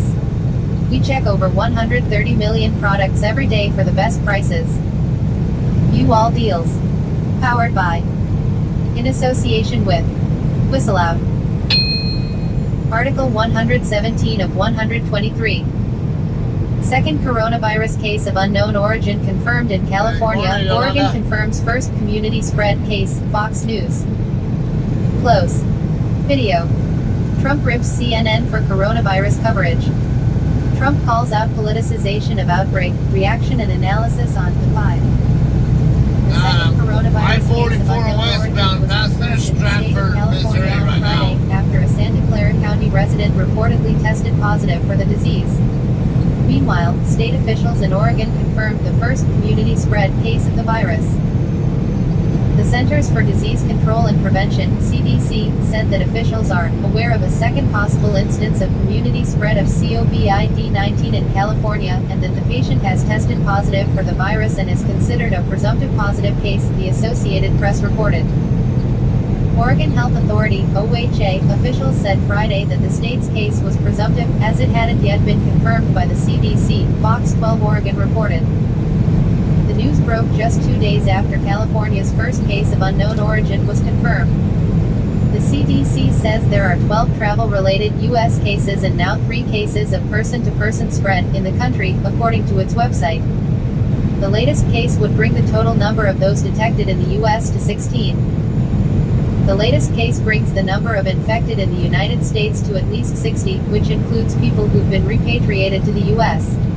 The CDC said earlier this week that the female patient contracted the virus without traveling outside the U.S. or coming into close contact with another infected patient. Click here for complete coronavirus coverage. The female patient from the first case, who lives in Solano County about 90 miles away from Santa Clara, had been hospitalized for days before she was tested for COVID-19. She was first treated at North Bay Vaca Valley Hospital, which is under the North Bay Healthcare Group. The Washington Post was the first to report about the second case of the unnamed patient, age 65, who had no known history of travel to high-risk countries outside the United States. In a statement provided to Fox News, Amy Brewer, the president of North Bay Healthcare Group, said the first patient at no time fit the existing CDC criteria for COVID-19, and therefore a test was not immediately administered. Send Holly to introduce coronavirus bill aimed at securing medical supply chain. Video. She is currently in serious condition and hooked up to a breathing tube, according to the New York Post. Jennifer Nuzzo, a senior scholar at the Johns Hopkins Center for Health Security, told the Washington Post that the virus is likely starting to spread throughout the state. I think there's a strong possibility that there's local transmission going in California, she said. In other words, the virus is spreading within California, and I think there's a possibility other states are in the same boat. They just haven't recognized that yet. Overall, California is currently monitoring 8,400 people for suspected coronavirus. Gavin Newsom said during a Thursday press conference. Click here for the Fox News app. As of Friday, more than 83,000 people have been sickened by the coronavirus worldwide, and 2,861 have died. Most of the infections, however, have been in mainland China. Fox News' Madeline Farber and Louis Cassiano contributed to this report, as well as the Associated Press. Article 118 of 123. Home, News, Human Interest. 3 killed after dry ice is thrown in pool for dramatic visual effect. At beauty blogger's birthday party. Dry ice produces carbon monoxide vapor when it is put in water and can be deadly in spaces with poor ventilation. By Aharon Abhishek. Published on 6:43 Pacific Standard Time, February 29, 2020. 3 people were killed while 7 more were in intensive care for acute poisoning after dry ice was thrown in a swimming pool at a popular Russian blogger's birthday party. A few other guests also reportedly suffered from chemical burns. Popular health Instagrammer Ekaterina Didenko's 29th birthday party went awry after her husband, Valentin Didenko, 32, unloaded 55 pounds of dry ice to create a dramatic visual effect, intended to impress guests at Devyati Val Bathing Center, a well-known Moscow pool and sauna complex. Her friends, Natalia Monakova and Yuri Alfarov, both 25, were confirmed dead at the scene. Ekaterina posted a video announcing their deaths and was in tears as she tried to answer her daughter's question, "Where is Daddy?" "Valia is not with us anymore," she said after being released from the hospital. Or Natasha, Natalia. Or Yuri. "I can't tell you anything else, I have signed a ban to disclose any information. I did not cry yesterday. Today, I just exploded," she cried. "I thought it was not true, that it was a nightmare." Nastia, daughter, woke up today, asking, "Where is Daddy?" "I do not know what to say to her," she continued. "She is asking me, why are you crying?" Ekaterina is a popular blogger on Instagram known for giving advice on medicines for use at home. She is a highly qualified pharmacist, according to Daily Mail. Dry ice is frozen carbon dioxide and, when put into water, produces heavy carbon monoxide vapor. That's It my can be US deadly if it is 65 now, released in a James. poorly ventilated space. When Valentin poured the dry ice into the pool, people started fainting. Her friends, Natalia Monakova Got and the Yuri Brian Alfarov, Truckee reportedly guy right died here from next to pulmonary me on the enemas left. after breathing excessive carbon monoxide. According to Metro, the Russian investigative committee confirmed a criminal case was opened into causing death by negligence. MEAWW is an initialism for Media Entertainment Arts Worldwide. We are one of the world's fastest growing media tech companies with hubs around the world. MEAWW brings you the best content from its global team of reporters on a platform technologically tailored to meet the needs of the modern reader. Entertainment, movies, TV, music, ranked and rated news, human interest, crime and justice, health, science, celebrity. Subscribe. About Us, Contact Us, Privacy Policy, Terms of Use, Corrections, Accuracy and Fairness, Ethics Code, Sitemap. Copyright 2019 MEAWW, all rights reserved. Article 119 of 123. Coronavirus live updates. First U.S. death reported in Washington state, officials say. A person has died from the new coronavirus in Washington state, the first death from the virus in the U.S., health officials confirmed Saturday. The person died in King County, Washington, the state's Department of Health said. More information was expected at a press conference at 1 p.m. PT. It is a sad day in our state as we learn that a Washingtonian has died from COVID-19. Our hearts go out to his family and friends. We will continue to work toward a day where no one dies from this virus. Gov. Jay Inslee said in a statement Saturday. In partnership with the Washington State Department of Health, the Washington State Department of Emergency Management and local and community health partners, we are strengthening our preparedness and response efforts. I am committed to keeping Washingtonians healthy, safe and informed, he said.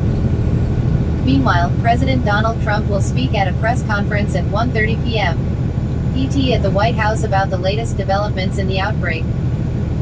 The Washington state death comes a day after health officials in California, Oregon and Washington state reported 4 new apparent cases of the novel coronavirus, named COVID-19, raising concerns that it is spreading through West Coast communities.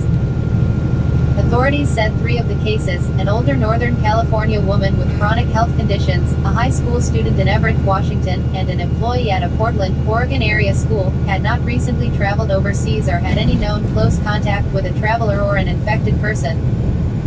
Coronavirus updates every day. Get USA Today's daily briefing in your inbox. In addition, Washington health officials said Friday a woman in her 50s in King County tested positive for the virus after traveling to Daegu, South Korea, the site of a major coronavirus outbreak. She was being treated in home isolation.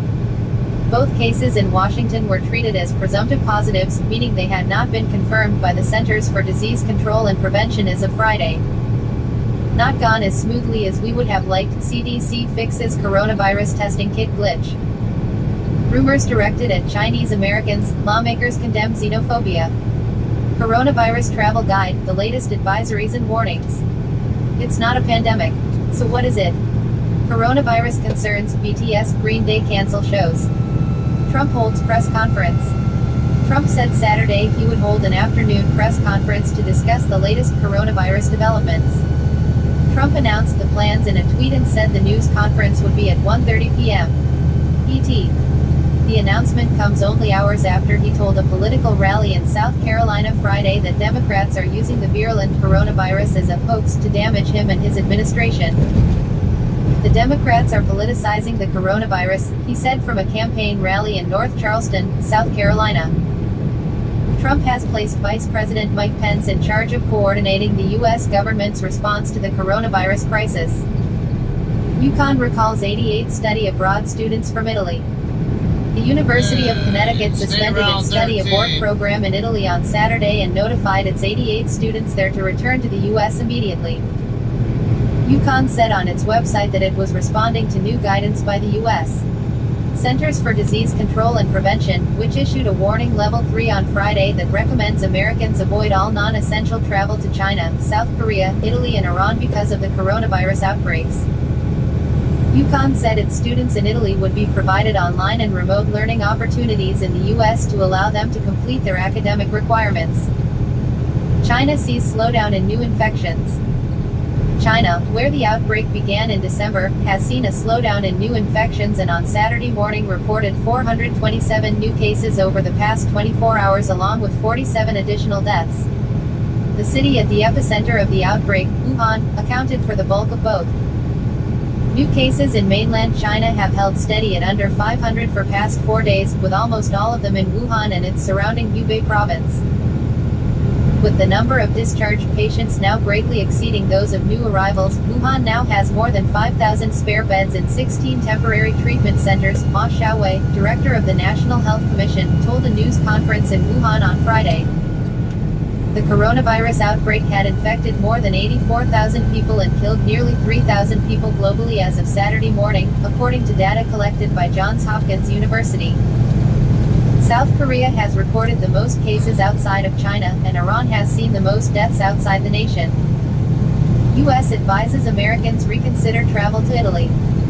The Italian tourist industry suffered a major blow when a U.S. government advisory urged Americans to reconsider travel to the country due to the spread of a new virus.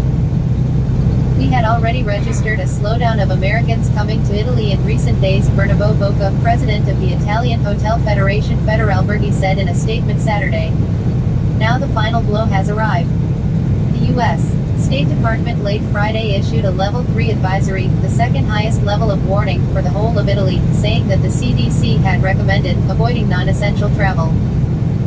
Other major countries have only issued warnings about defined areas of northern Italy where most cases of the new coronavirus have been reported. Italy has confirmed almost 900 cases, by far the highest figure outside Asia. There have been 21 deaths. More than 5.6 million Americans visit Italy every year, the second largest national group behind Germans, according to the most recent statistics. They represent 9% of foreign tourists in Italy. The Italian Tourism Federation, Assoturismo, has put cancellations in Rome at 90%. France bans indoor gatherings of more than 5K. France is banning all indoor public gatherings of more than 5,000 people to try to slow the spread of the coronavirus. Health Minister Olivier Véran announced the measures following special government meetings Saturday, France 24 reported. All public gatherings in the Oise region north of Paris are being banned completely. In addition, Sunday's Paris half marathon will not take place as scheduled. These measures are provisional and we will undoubtedly have to modify them over time, Véran said. They are restrictive measures and we hope that they last for some time because that would allow us to contain the spread of the virus. 2 people have died in France from the virus-related illness, a 60-year-old French teacher and an 80-year-old Chinese tourist. California receives additional test kits. The California Department of Public Health said Friday that the state will receive enough kits from the U.S. Centers for Disease Control to test up to 1,200 people a day for the COVID-19 virus. The announcement followed a complaint by Gov. Gavin Newsom to federal health officials that the state had already exhausted its initial 200 test kits. WHO labels virus risk very high. The coronavirus outbreak continued to spread worldwide Saturday, a day after the World Health Organization increased its coronavirus risk assessment to very high. This is a reality check for every government on the planet. Wake up. Get ready, Dr. Mike Ryan, Executive Director of WHO's Health Emergencies Program, said Friday. The coronavirus outbreak had infected more than 84,000 people and killed nearly 3,000 people globally as of Saturday morning, according to data collected by Johns Hopkins University. China, though hardest hit, has seen lower numbers of new infections, with 327 additional cases reported Friday, bringing the country's total to 78,824. South Korea has reported the most cases outside of China, and Iran has seen the most deaths outside the nation. Iran preparing to test tens of thousands. Iran is preparing for the possibility of tens of thousands of people getting tested for the virus as the number of confirmed cases spiked again Saturday, an official said, underscoring the fear both at home and abroad over the outbreak in the Islamic Republic. The virus and the COVID-19 illness it causes have killed 43 people out of 593 confirmed cases in Iran, Health Ministry spokesman Kyanusheh Jahanpour said. The new toll represents a jump of 205 cases, a 150% increase from the 388 reported the day before. But the number of known cases versus deaths would put the virus death rate in Iran at over 7%, much higher than other countries. That's worried experts at the World Health Organization and elsewhere that Iran may be underreporting the number of cases now affecting it. AP. South Korea urges citizens to stay indoors. South Korea urged its citizens Saturday to stay home and avoid public gatherings to try to reduce the spread of the coronavirus. We have asked you to refrain from taking part in public events, including a religious gathering or protest, this weekend, Vice Health Minister Kim Kong-lip told said during a briefing, according to Reuters. The Korean Medical Association likewise advised social distancing. Cancel all plans, and refrain from non-essential outings as much as possible, the doctors group said, according to the Korea Herald. South Korea added 813 new cases Saturday, raising the total to 3,150. It has reported 17 deaths from the virus. This article originally appeared on USA Today. Coronavirus updates, first U.S. death in Washington, Italy travel advisory. Article 120 of 123. Answer, Quora. Open an app. Sign in. Why didn't you leave a tip at a restaurant? Sue Millard Zamashili, BA from Seton Hall University, 1991. Answered February 26, 2019. Author has 204 answers and 162.9k answer views. I went to a famous pancake restaurant that was promoting its new burgers. I saw an ad offering them for $5.99 with unlimited fries and a free drink. I pointed to the jalapeno kick burger and asked the waitress to verify that this burger was, in fact, part of the $5.99 special. When she said, yes, I then ordered this burger. I had a $10 gift card, and my intention was to tip the waitress the remaining amount after taxes, which would have made it a 50% tip. However, when I got the bill, I saw was charged $9.29 for the burger. When I called the waitress over to tell her about the mistake, she said that the burger I chose was not included in the special and that I needed to pay regular price. Naturally, I told her that I deliberately asked her if this burger was included before I ordered it and that she confirmed me it was. Her response was that she didn't understand what burger I wanted. I explained the situation to the manager, saying I would not have ordered it if the waitress did not tell me it was part of the special, that they cannot charge me for the server's mistake. The manager called the server over and she had the nerve to deny that I even asked her about the burger being a part of the promotion. Unbelievably, the manager said she must take the server's word for it. In front of the waitress, I presented my $10 gift card, telling the manager I was going to give the waitress what would have remained from my $5.99 burger, which would have been a nice tip. However, since she won't own up to her mistake, she will now receive what is left from my $9.29 burger, which after taxes was about a nickel. 99.7k views. View 7k upvoters. View sharers. Answer requested by Richard Lowe Jr. About the author. Sue Millard Zamashili. BA from Seton Hall University, graduated 1991. Lived in Philadelphia, PA 0-0. 162.9k content views, 2.4k this month. View 100 plus other answers to this question. About careers, privacy terms, contact. Open an app. Article 121 of 123. Answer, Quora. Open an app. Sign in. What do you say to the jerk who cut in front of you in the long line? Carrie LeSueur, U.S. citizen for as long as I can remember. Answered April 18, 2019. Author has 57 answers and 326k answer views. Once when I was a grad student I slept in a field to get cheap tickets to Wimbledon. Totally worth it, we had a fantastic time. As everyone was lining up and getting comfortable for the night, I wondered aloud to my friend what would happen if someone just showed up in the morning and slipped into the line. There were so many people it would be easy to do, and how could you prove that they'd cut in line? Later in the evening, some fellow in a safety vest came around handing out what looked like raffle tickets. He was in a hurry and we didn't get to ask what it was about. I stuck the ticket in my pocket and forgot about it. The next morning, there were people in line in front of us who definitely hadn't been there the night before in the field, but what were we going to do? They weren't responding to quiet shaming. They actually seemed pretty pleased with themselves for getting in the queue ahead of the chumps who'd waited all night. Suddenly there was a bobby in full uniform at my elbow, asking to see my number. My number? What number? He got extremely serious and explained that I should have received a number the night before as I waited in the queue. Oh, that number. I pulled out the raffle ticket thingy and suddenly the bobby was very pleasant again and wished me a lovely day of tennis. So to the jerks right in front of us who cut a long line, the bobby said, "Where are your numbers?" When they had no numbers, they got marched the length of the queue, oh the public shaming. To the very end. Never saw them again. 33k views.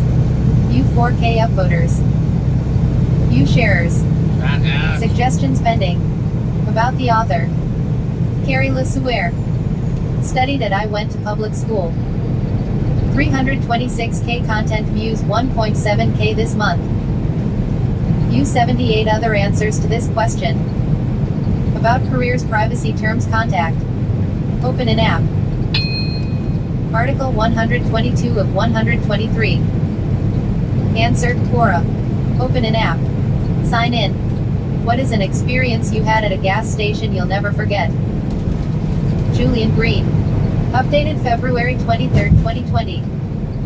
Who I got one. This would have been about 10 years ago in Brisbane, QLD. I drove to work every day as public transport was not an option for me. I had my routine down to a fine art, and it usually only took me a few minutes to fill the tank and pick up a snack and coffee for the drive. I do this 2 or 3 times a week at the same petrol station, one of the big chains that put a service center on the main freeway, which would have about 20 bays for cars to fill up, self-serve style. So there I am filling up my car at the Bowser, thinking about that sweet cup of Java juice to wake me up properly, when on the opposite side of the Bowser from me an old junker Commodore sedan rolls in and stops in a bit of a hurry. I notice what I think is steam coming from the bonnet, and my first thought is a broken radiator. A fairly rough-looking guy jumps out quick, opens the hood, and it's not steam. His engine is on fire. Flaming engine. Big petrol station. Every Hollywood movie with the enormous firestorm that obliterates bystanders flashed through me in an instant. In that moment of flight or act, adrenaline just dumps into your system, so what happens next really didn't take very long, but felt like it took forever. The newer petrol stations have nice bright emergency shut-off switches, and I smacked the thing before the staff inside even knew there was a problem. With alarms blaring out, I turn and see the driver has whipped off his shirt and is attempting to beat the flames out with it, just making the situation worse. There's a dry campfire extinguisher right there, so maybe he's just acting on adrenaline too and doing the first thing that comes to mind to try and douse the flames. As one of the petrol station employees rush out, I pulled the fire extinguisher, ripped off the pin, and taken the 2 steps necessary to get into position, and the driver steps in front of me with his hand outstretched as if to stop me. I could not believe it, but let's just say I had no problems putting out the fire. Those nozzles are wide and the retardant comes out quick. He got covered, but so did the flames. In the seconds it took for the staff member to arrive, the fire is out. I've got some serious adrenaline shakes, and the driver turns to me and yells, "You F idiot, that's going to ruin my engine." With the adrenaline running through me, it was a serious challenge to resist the urge to clock the moron with a nice heavy fire extinguisher. Without a word, I hand the would-be murder weapon to the staff member, and move back to my car to close the petrol cap. Maybe the staff member saw the look in my eye, because good lad that he is, when moron tries to talk to me again, gives the junker's engine another couple of shots with the fire extinguisher and draws moron's whiny attention back to him. I walked in, paid for my petrol, handed over a business card in case they needed a statement, and then drove off. Caffeine now completely unnecessary to my morning routine. Edit, wow. 8,000 views and 900 plus upvotes. Now I have the warm fuzzy feelings. 10k views. 1.2k upvoters. I'm not the writer, but yeah, his car's on fire. 8k content views, 10.1k Engine. Well, your whole entire car is going to be ruined if you don't get this damn fire out. About careers, privacy terms, contact. How Open stupid an app. can people be? Article 123 of 123. Fatal deputy involved shooting in Hesperia justified, DA says. Victorville Daily Press, yesterday. Hesperia, the shooting and killing of a man in a trailer park by SWAT snipers after an hours-long standoff in 2018 has been deemed lawful. A report released by the San Bernardino County District Attorney's Office on Friday concluded that 2 members of the San Bernardino County Sheriff's Department's Specialized Enforcement Division, or SWAT, were justified when they both fired on and killed 58-year-old Kevin Reinhardt. Authorities said Reinhardt had pointed a .357 Magnum revolver toward detectives Timothy Jackson and Eric Rose, and other deputies moments before the shooting. That's a good way to get killed. Ultimately, Mr. Reinhardt's choice to point his gun towards the officers left detectives Jackson and Rose no choice but to act swiftly to defend against the perceived imminent danger to themselves and other officers in their immediate vicinity, the DA's report read. As such, the necessity of the use of deadly force by detectives Jackson and Rose cannot be successfully second-guessed. On August 5, 2018, deputies responded to the Coral Isle Mobile Home Park in the 9400 block of Tamarisk Avenue at about 11:50 a.m. after a 911 caller reported that Reinhardt, his neighbor, pointed a rifle at the caller's 4-year-old son and a handgun at the caller. The caller said he never had issues with Reinhardt in the past 3 years. He knew him, calling him the nicest guy. The caller told deputies, though, that Reinhardt's cat had been gone for 2 weeks. Reinhardt took strong medications and got into depression mode, according to the DA's report. Reinhardt's family members later informed deputies that he suffered from terminal cancer and depression, and was recovering from various surgeries. Reinhardt spoke to deputies for about an hour from inside his trailer, but refused to come out and said he was armed. According to deputies, Reinhardt told them, "This is the Alamo now." So it's a He also suicide said by he cop knew the case? law, as he had served in the Army as a military policeman and as a security guard at the Mall of Victor Valley. The SWAT team was called, but it first appeared the standoff would end peacefully. Reinhardt told the team's negotiator on the phone that he was willing to surrender after he secured his cats. Eventually, Reinhardt stopped answering the negotiator's calls and repeated announcements made on a PA system to step outside. Deputies then fired 5 non-lethal rounds to disable 2 surveillance cameras mounted on Reinhardt's trailer and broke a window. At about 3:15 p.m., he called the deputy and told him not to come into the house because it was rigged with explosives, a tactic he learned while working at a military base, the report read. During the standoff, SWAT deputies parked an armored vehicle about 30 feet from Reinhardt's trailer. At about 4 p.m., Jackson and Rose set up a sniper position across from the trailer, as well facing Reinhardt's fence. Minutes before, Reinhardt emerged from his trailer but appeared to ignore deputies' commands and went back inside. Over an hour later, Reinhardt came outside again, but this time holding the .357 Magnum revolver. A fence obscured deputies' views, however, as Reinhardt paced behind it, the report read. Then suddenly, while still standing at the southwest fence line, Mr. Reinhardt brought the revolver up over the fence. He placed the barrel of his gun in between 2 wood dog-eared slats and pointed it outwards, according to the DA's office. At least 4 deputies reported seeing the barrel aimed at them before Jackson and Rose both fired, striking Reinhardt in the head and abdomen, killing him almost instantly. The revolver was later found to be unloaded. Inside the trailer, deputies found .357 bullets and speed loaders, a glass bottle resembling a Molotov cocktail, and 3 long rifles, 2 of which were loaded. According to the toxicology report, Reinhardt's blood showed traces of alcohol, morphine, other painkillers and cannabis.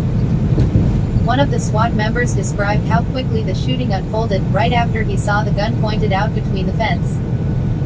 "I saw the barrel clear as day sit right in that pointing at us," the SWAT member said. "And as soon as that did, I was about to yell, 'Gun,' because nobody reacted. There were no shots directly from our unit. Right when I was about to yell, 'Gun,' the shots rang out." Martin Estacio may be reached at mestacio@bbdailypress.com or at 760-955-5358. Follow him on Twitter at DP_Mestacio. There are no more articles to read.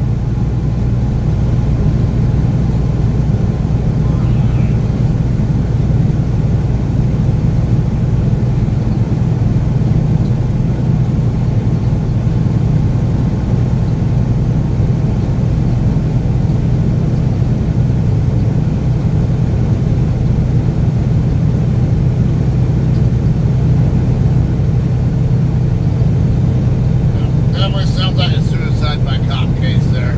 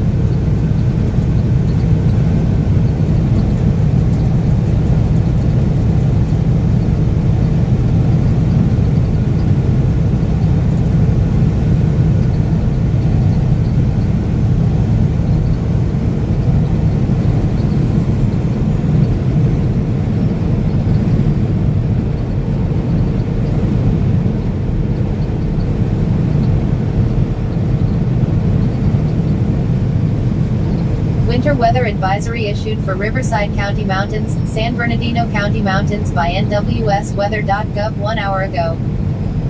Effective the 1st of March 2020 10 hours 0 minutes and 0 seconds Pacific Standard Time expires the 2nd of March 2020 10 hours 0 minutes and 0 seconds Pacific Standard Time Urgency, expected severity, minor certainty, likely.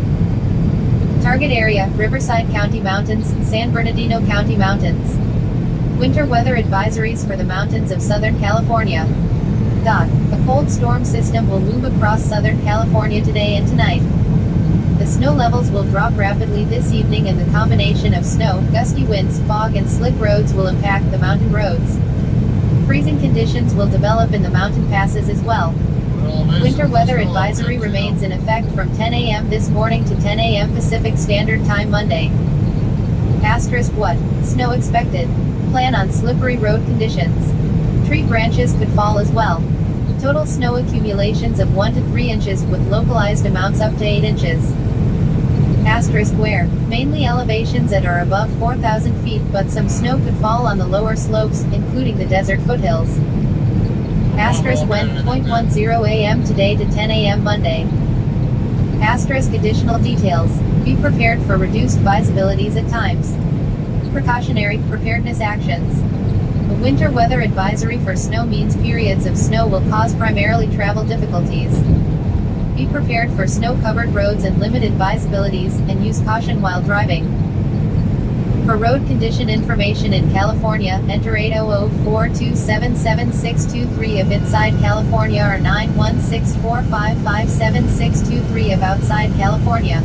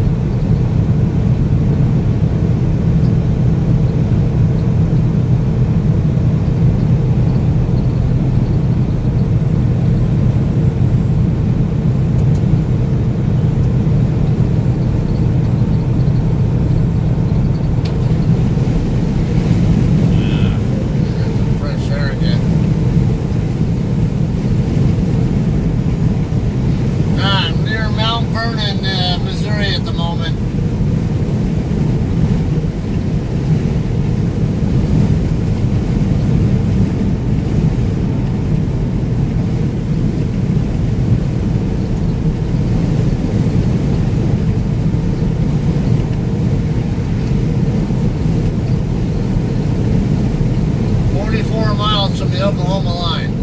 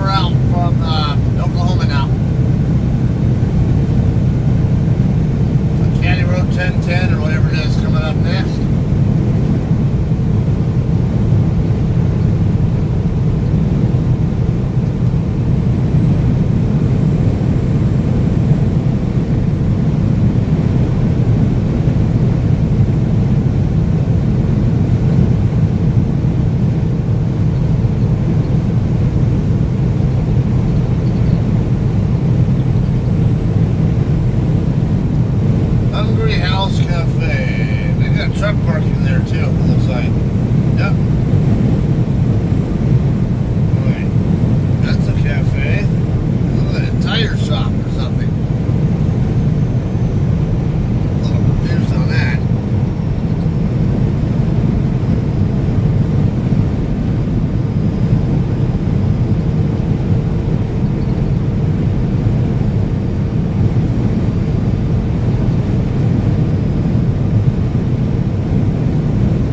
Somebody lost a boot.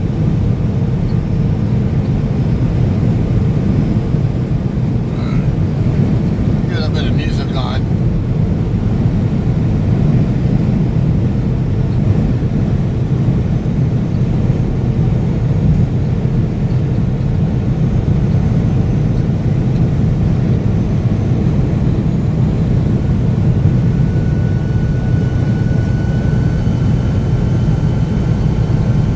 From Sarkozy now.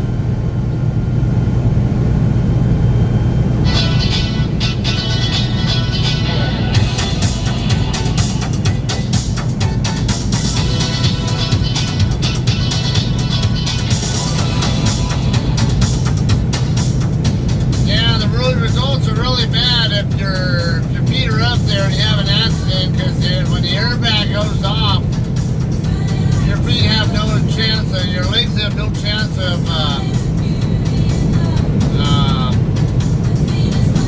not getting thrown all over the place by the mag exploding.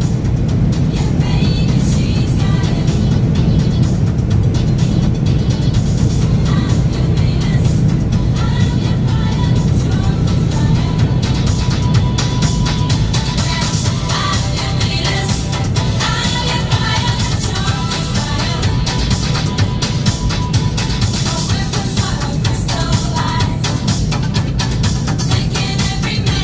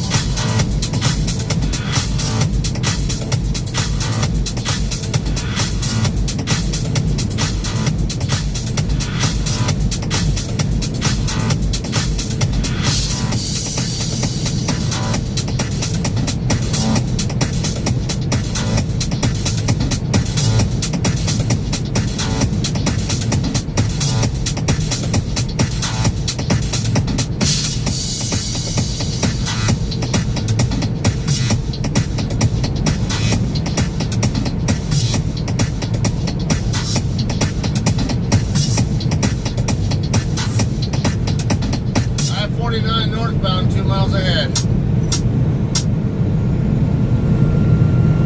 what I got here.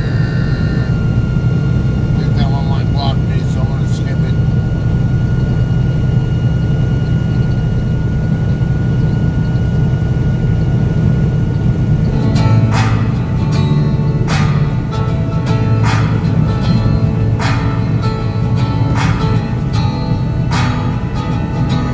I've cursed on a Sunday. I've cheated and I've lied.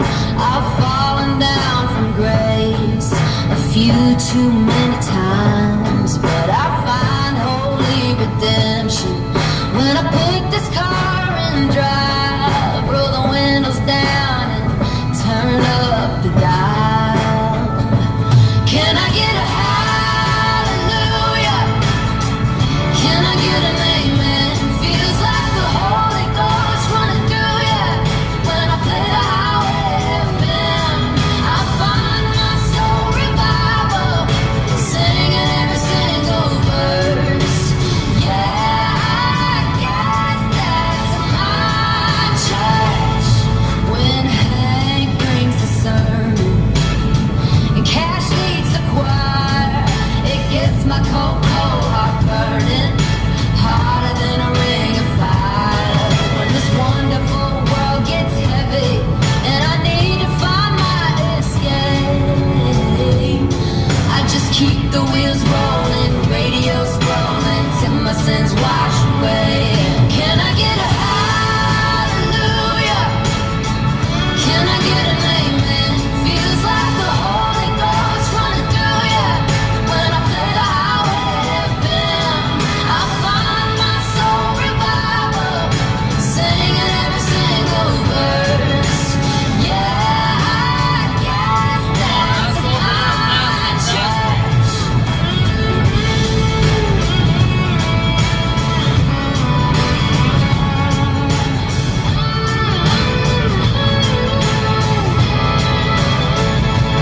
Can I get a hallelujah?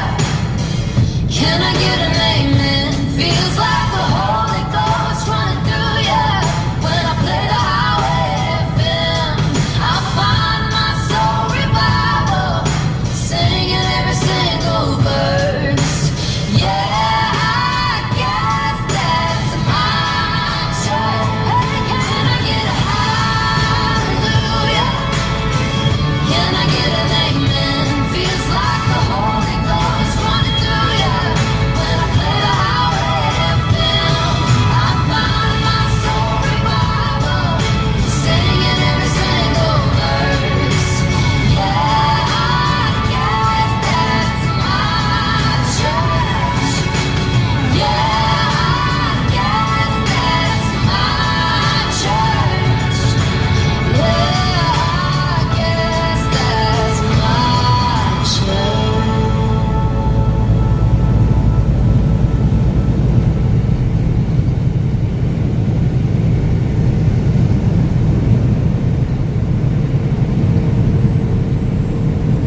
Stay around 66 coming up. You gonna freaking pass me or not? So quick to get on my ass when even I'm going the same speed I'm going now. Now you just barely creep by me.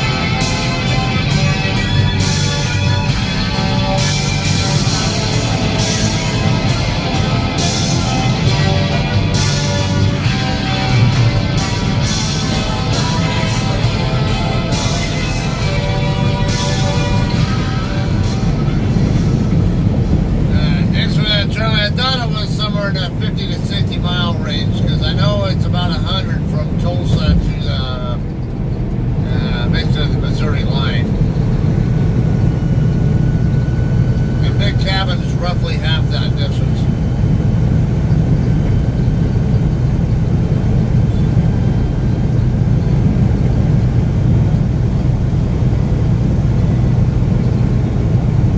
Exit 4 coming up, Byway 43 southbound. So most of the truck stops in the area are.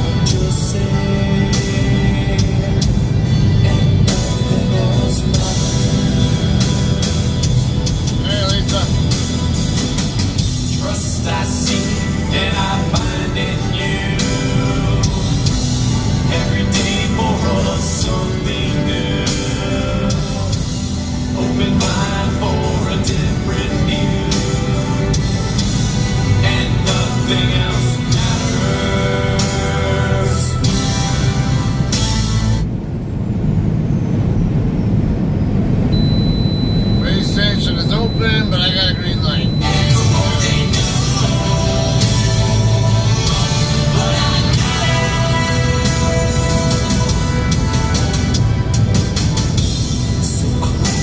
Hey, man, just pulling out. Way to just throw your trash out the fucking door and drive away.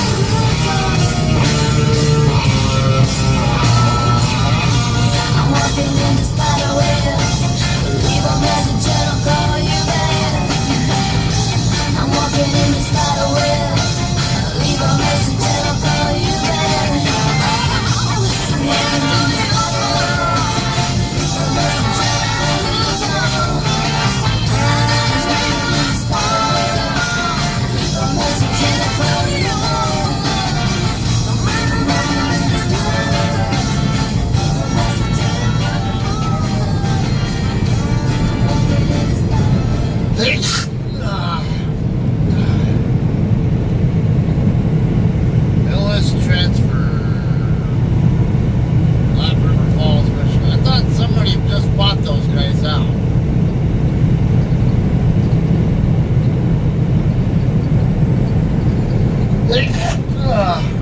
Damn it.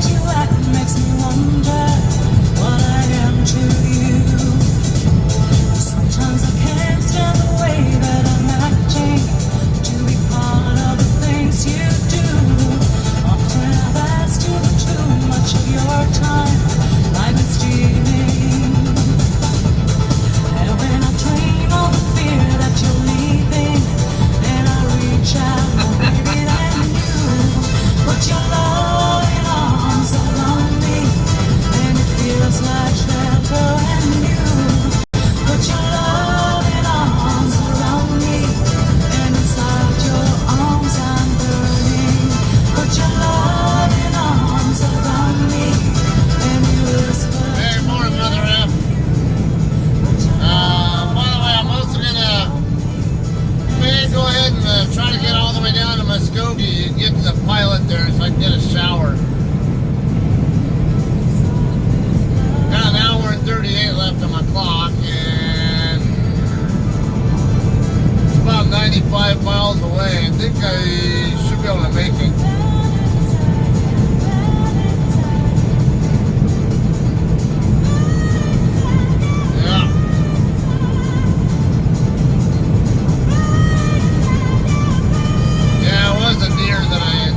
I saw its legs sitting over on the shoulder.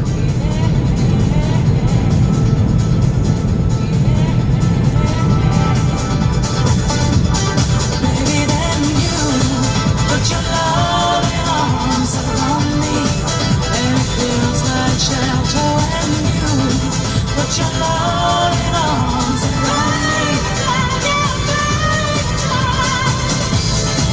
Put your loving arms around me.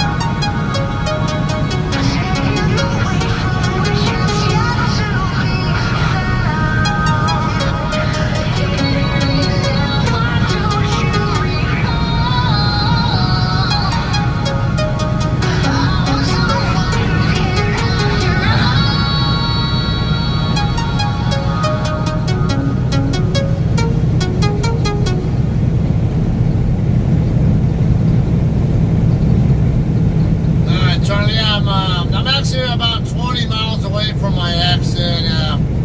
Gonna be getting on I-60, on US 69, I mean. And I also had a change of plans. I'm gonna stop at the Pilot in Muskogee.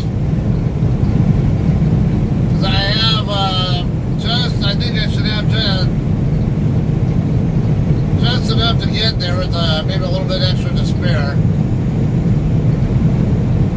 That way I can take a shower while I'm stopped.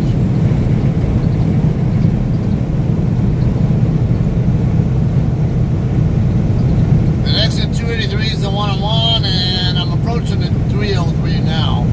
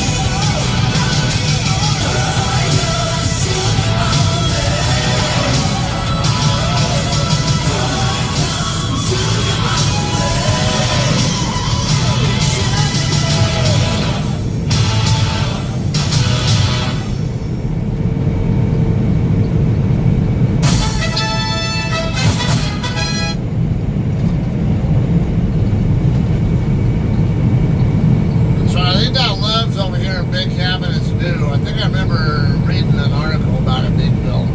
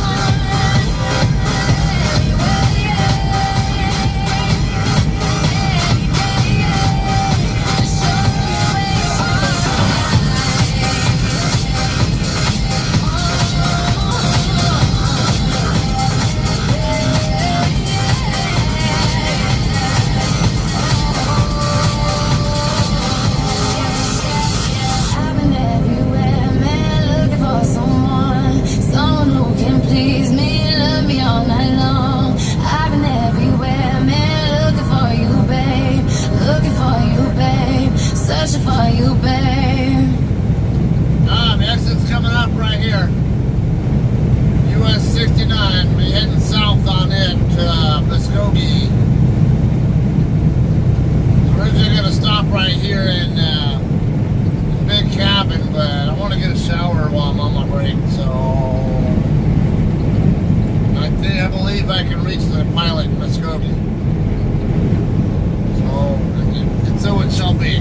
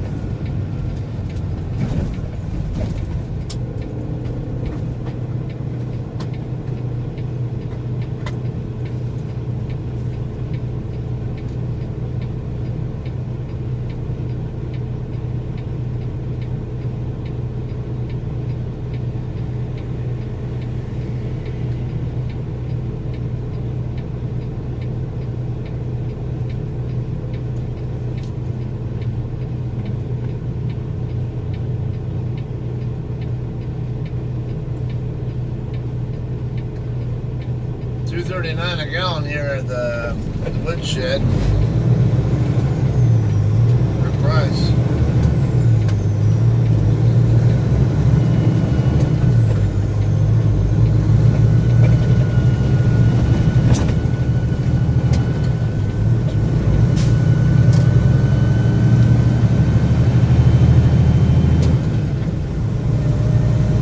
Prior 20 miles.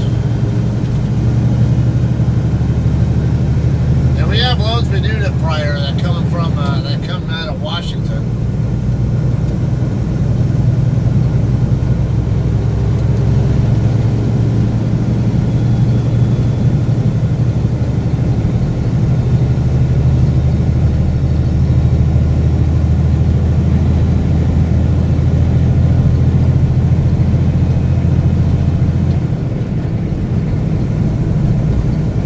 Was that bird naked? I don't know. Can't see back there. Might have gotten underneath my truck or hit the front of it.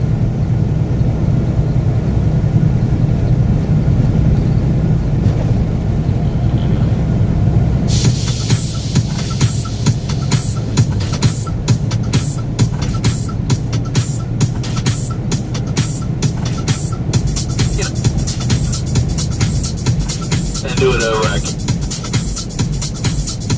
Yeah, I'm back today. It's just a little bit weird.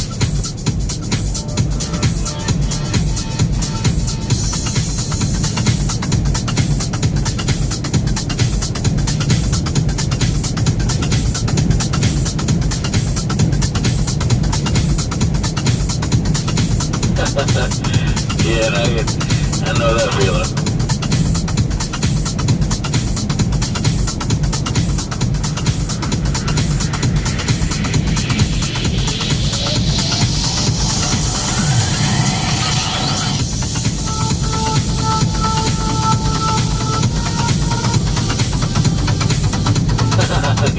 Oh, goodness.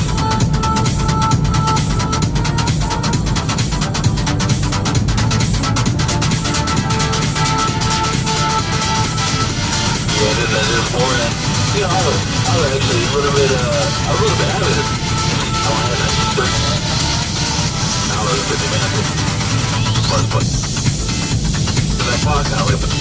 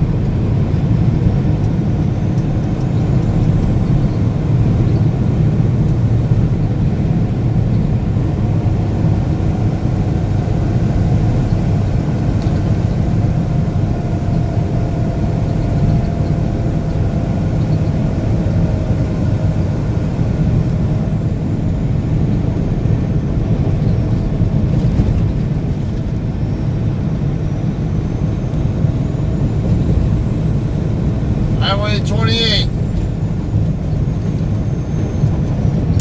Right, now I got that damn Archer trucking chick behind me. Since she doesn't slow down for speed limits like I do, she's catching back up to me.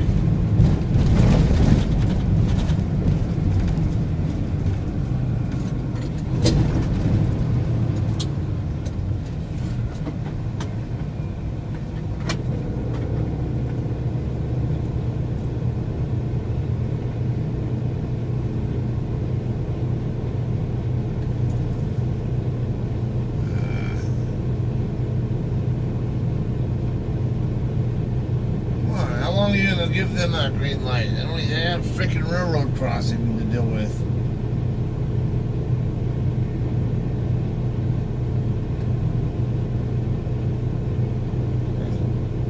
There's some couple older cars over here in this auto sales lot across the street.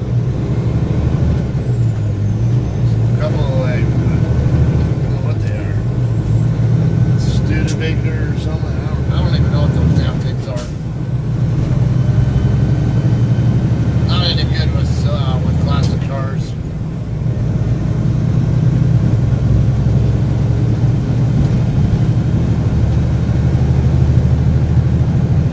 Alright, Prior 9 miles, Chateau 18.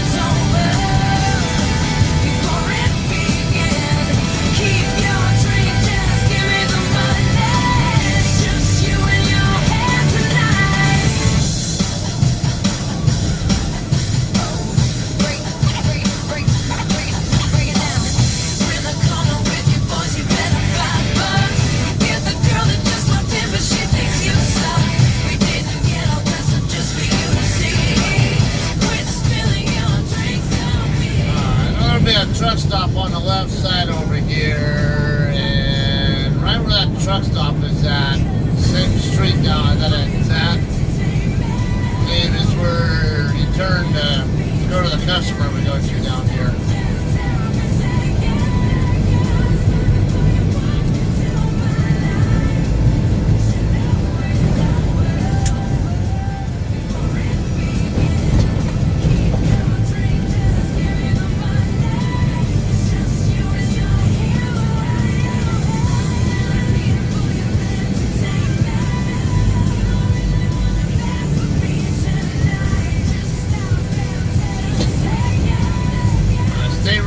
Here.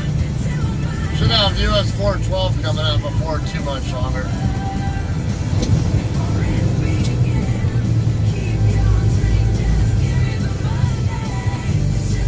Not right here in town, but it's not far away.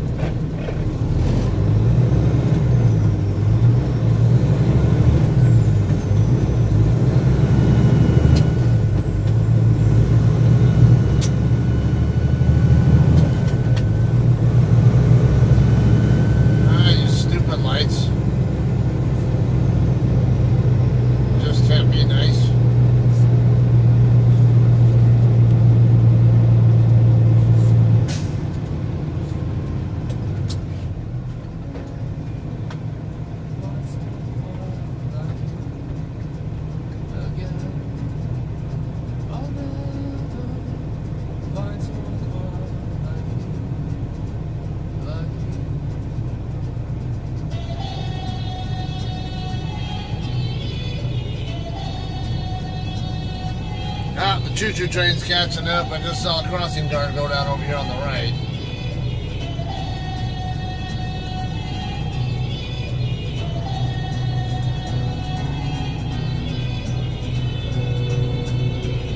Come on, you stupid light.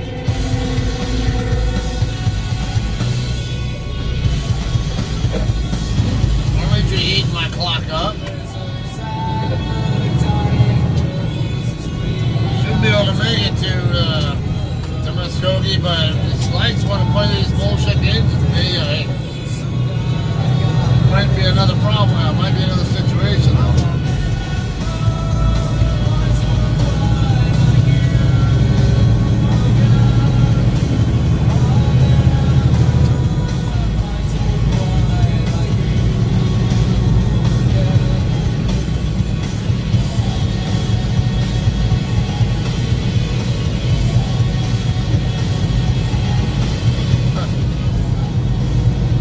I see billboards with, people's faces, like local businesses. I mean, especially like women. I see them and I'm thinking, yeah, that's definitely a country girl. When I'm in this area or, anywhere in the Midwest or wherever else, then you come to California and it's totally different.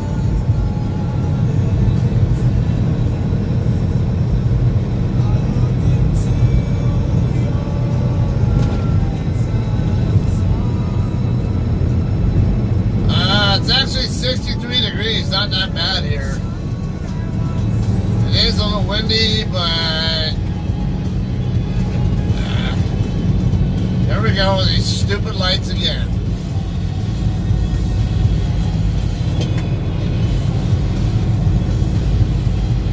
Yeah, these flags here will give you a pretty good idea that it's a little windy. So it's not super bad. It looks like it's maybe between 5 and 10 miles an hour with the winds. Maybe close to 10, I'd say.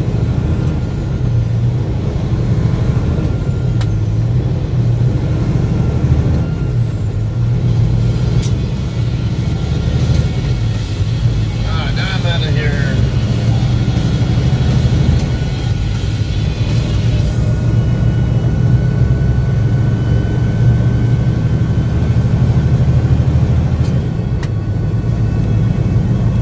Pick it back up to 65 in a second.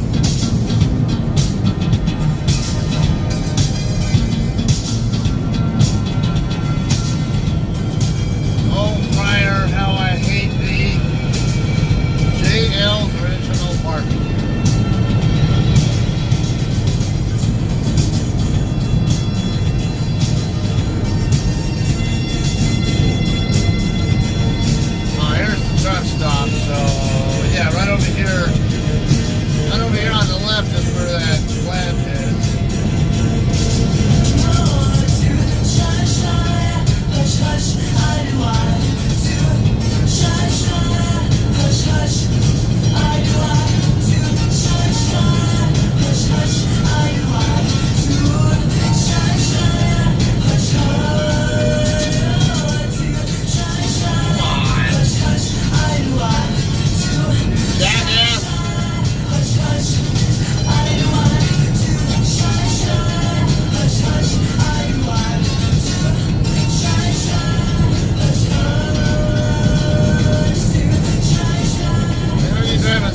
Slow for. We're in a 55 zone, and I'm doing better at about 55.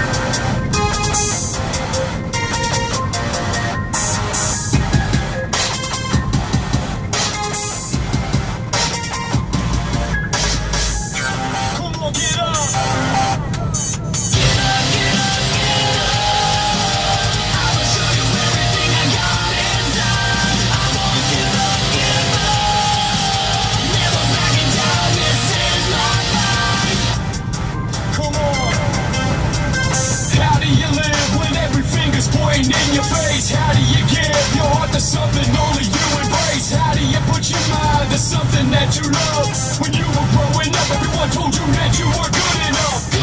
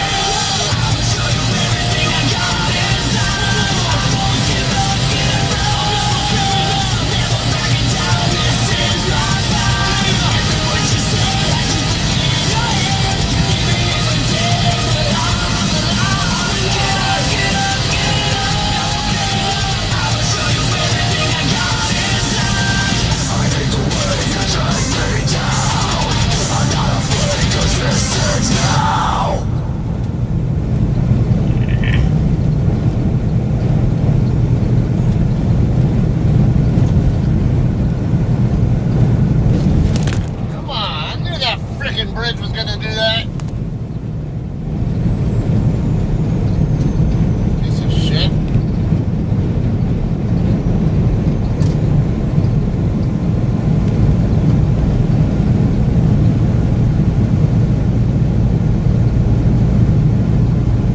What is this?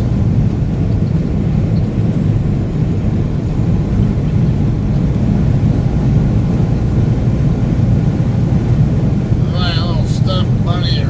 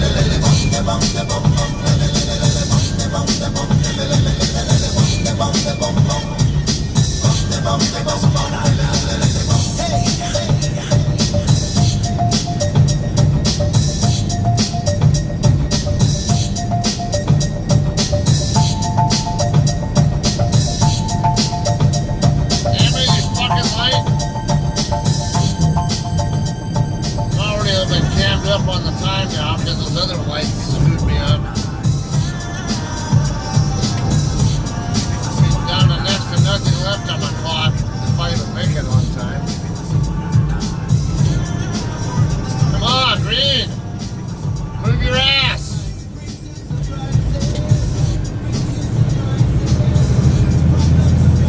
Thanks for making me drop an extra 2 gears to deal with you waiting.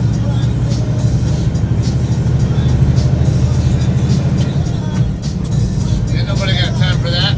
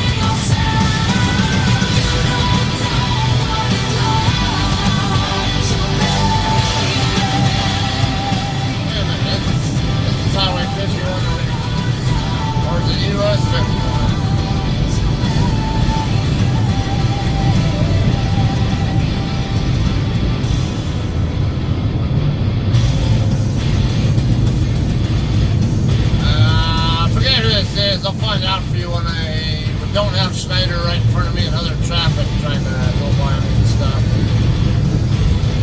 Are you serious, dumbass? Why don't you get your ass behind me? Instead of doing stupid shit like that.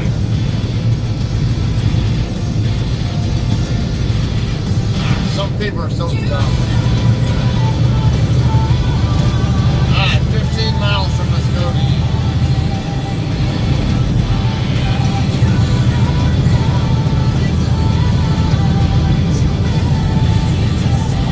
Morning, Aaron. Yeah, it's this Cobra and the Lotus.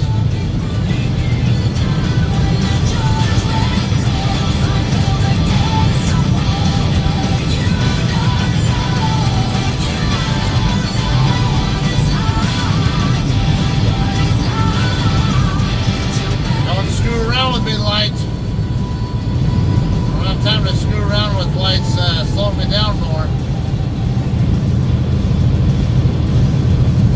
Trying to get to the Flying J before, or the Pilot, before my clock runs out. And I don't need no red lights. Add to my problem. There we go. Stupid ass light. I'm less than 15 miles north of Muskogee.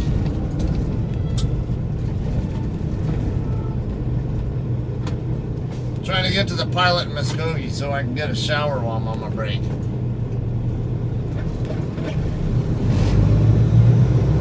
Oh, come on, Schneider. You were already annoying me enough back there in Wagner. I don't need more of this crap. And now now because you're so freaking slow, I got to get railroaded by a couple of four-wheelers. Or at least one. Holy shit, man. Got a minute?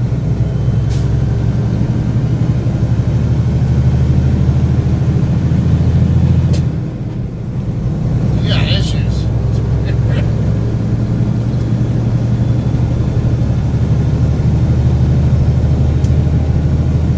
I don't remember what time I started, but my 14-hour clock is down to 14 minutes, so that should tell you what I have left.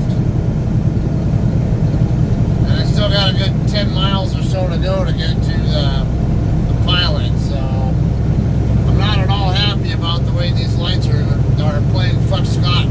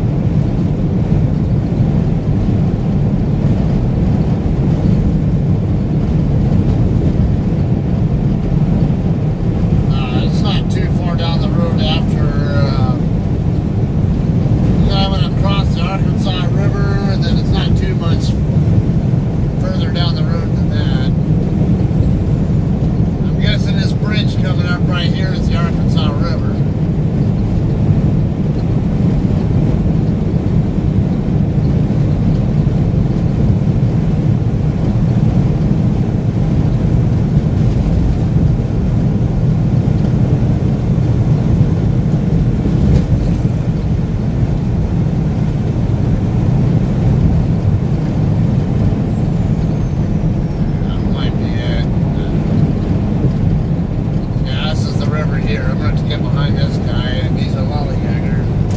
I just saw JCT going the other way.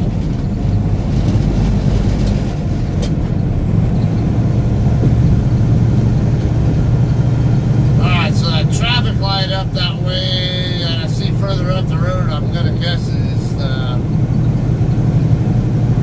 where the pilot's at. I do see a sign over in that neck of the right in that area. Like a fuel price sign, so it's probably it right there.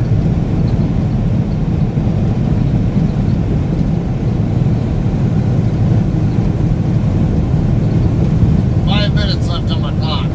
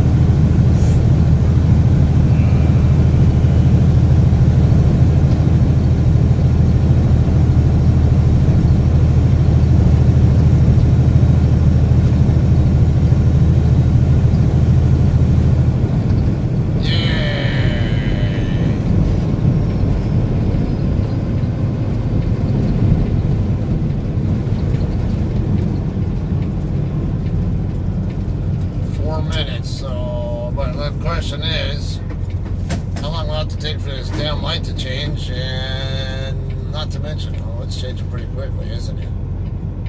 No, maybe not.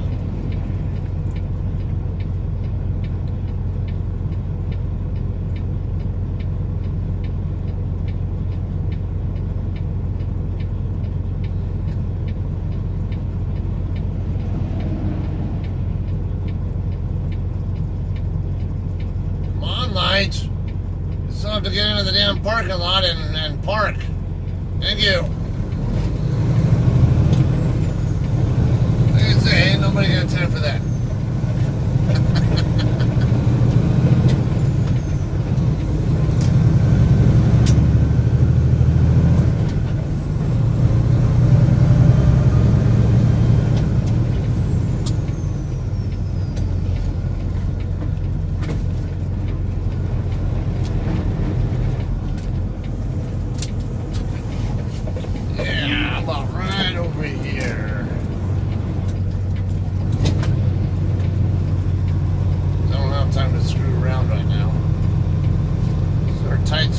Tight parking spots. You know what? How about I like that spot over there, over in the corner, next to that other guy.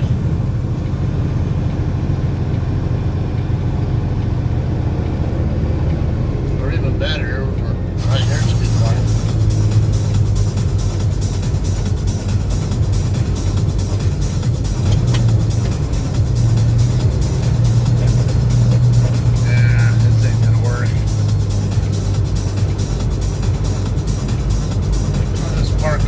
Time to be screwing around too much.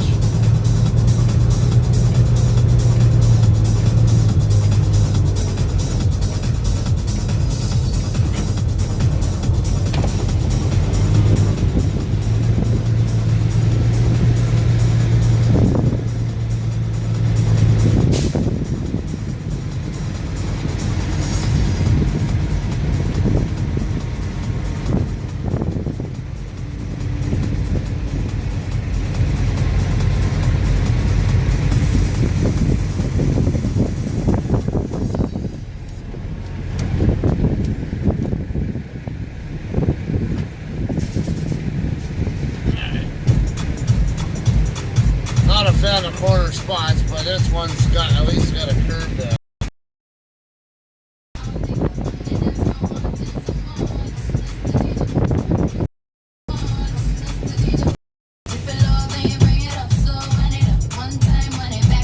Come on, stupid Qualcomm.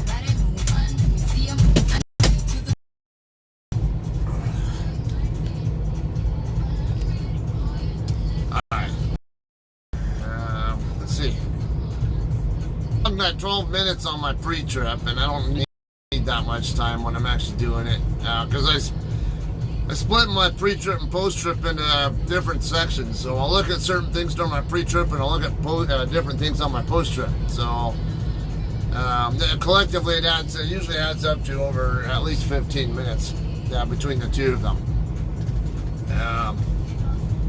So if it had come down to it, I could have hacked off a few minutes, a few minutes off of the start of my pre-trip, which would have been the start of my 14 as well.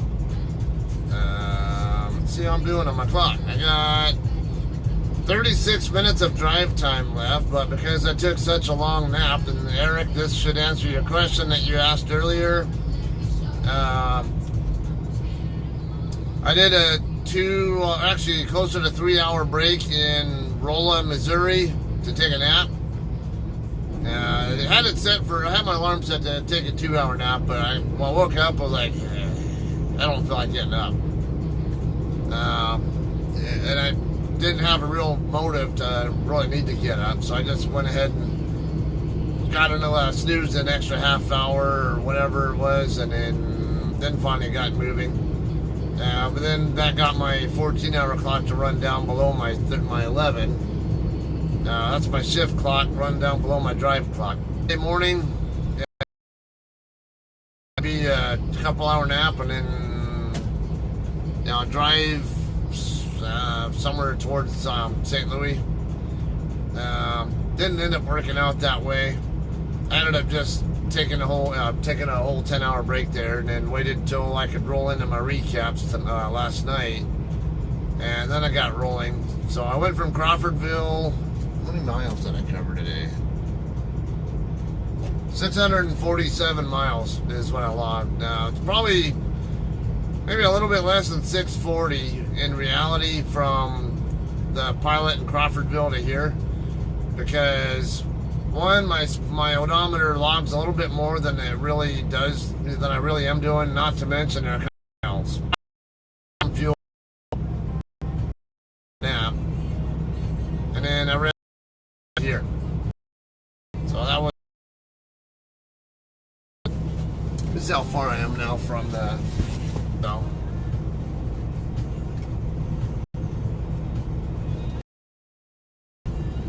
Get out of the way.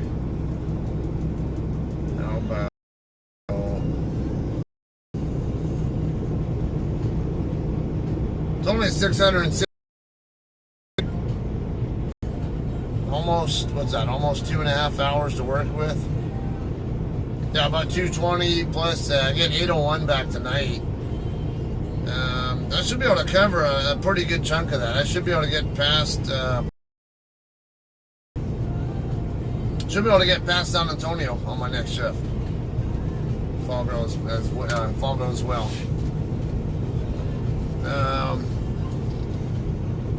Forgetting some of the names of those towns down there, but it doesn't really matter. We'll end up starting this. End up stopping my shift tomorrow night or tonight, whatever, tomorrow morning, because if I'm in the shower here, whatever options I want to pick for shut down there. I know I want to ideally get past San Antonio, and then it'll be a much shorter trip tomorrow night when I get my hours back to get into. That's smart. The guy is driving around the corner with his phone in his hand, looking at it. All right. So anyway, let's see what else we got. I don't know if there was much I missed. I missed here.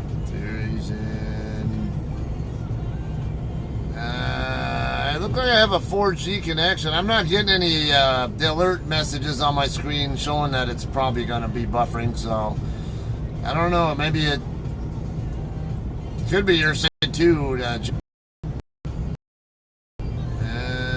think I don't think there was anything I really missed.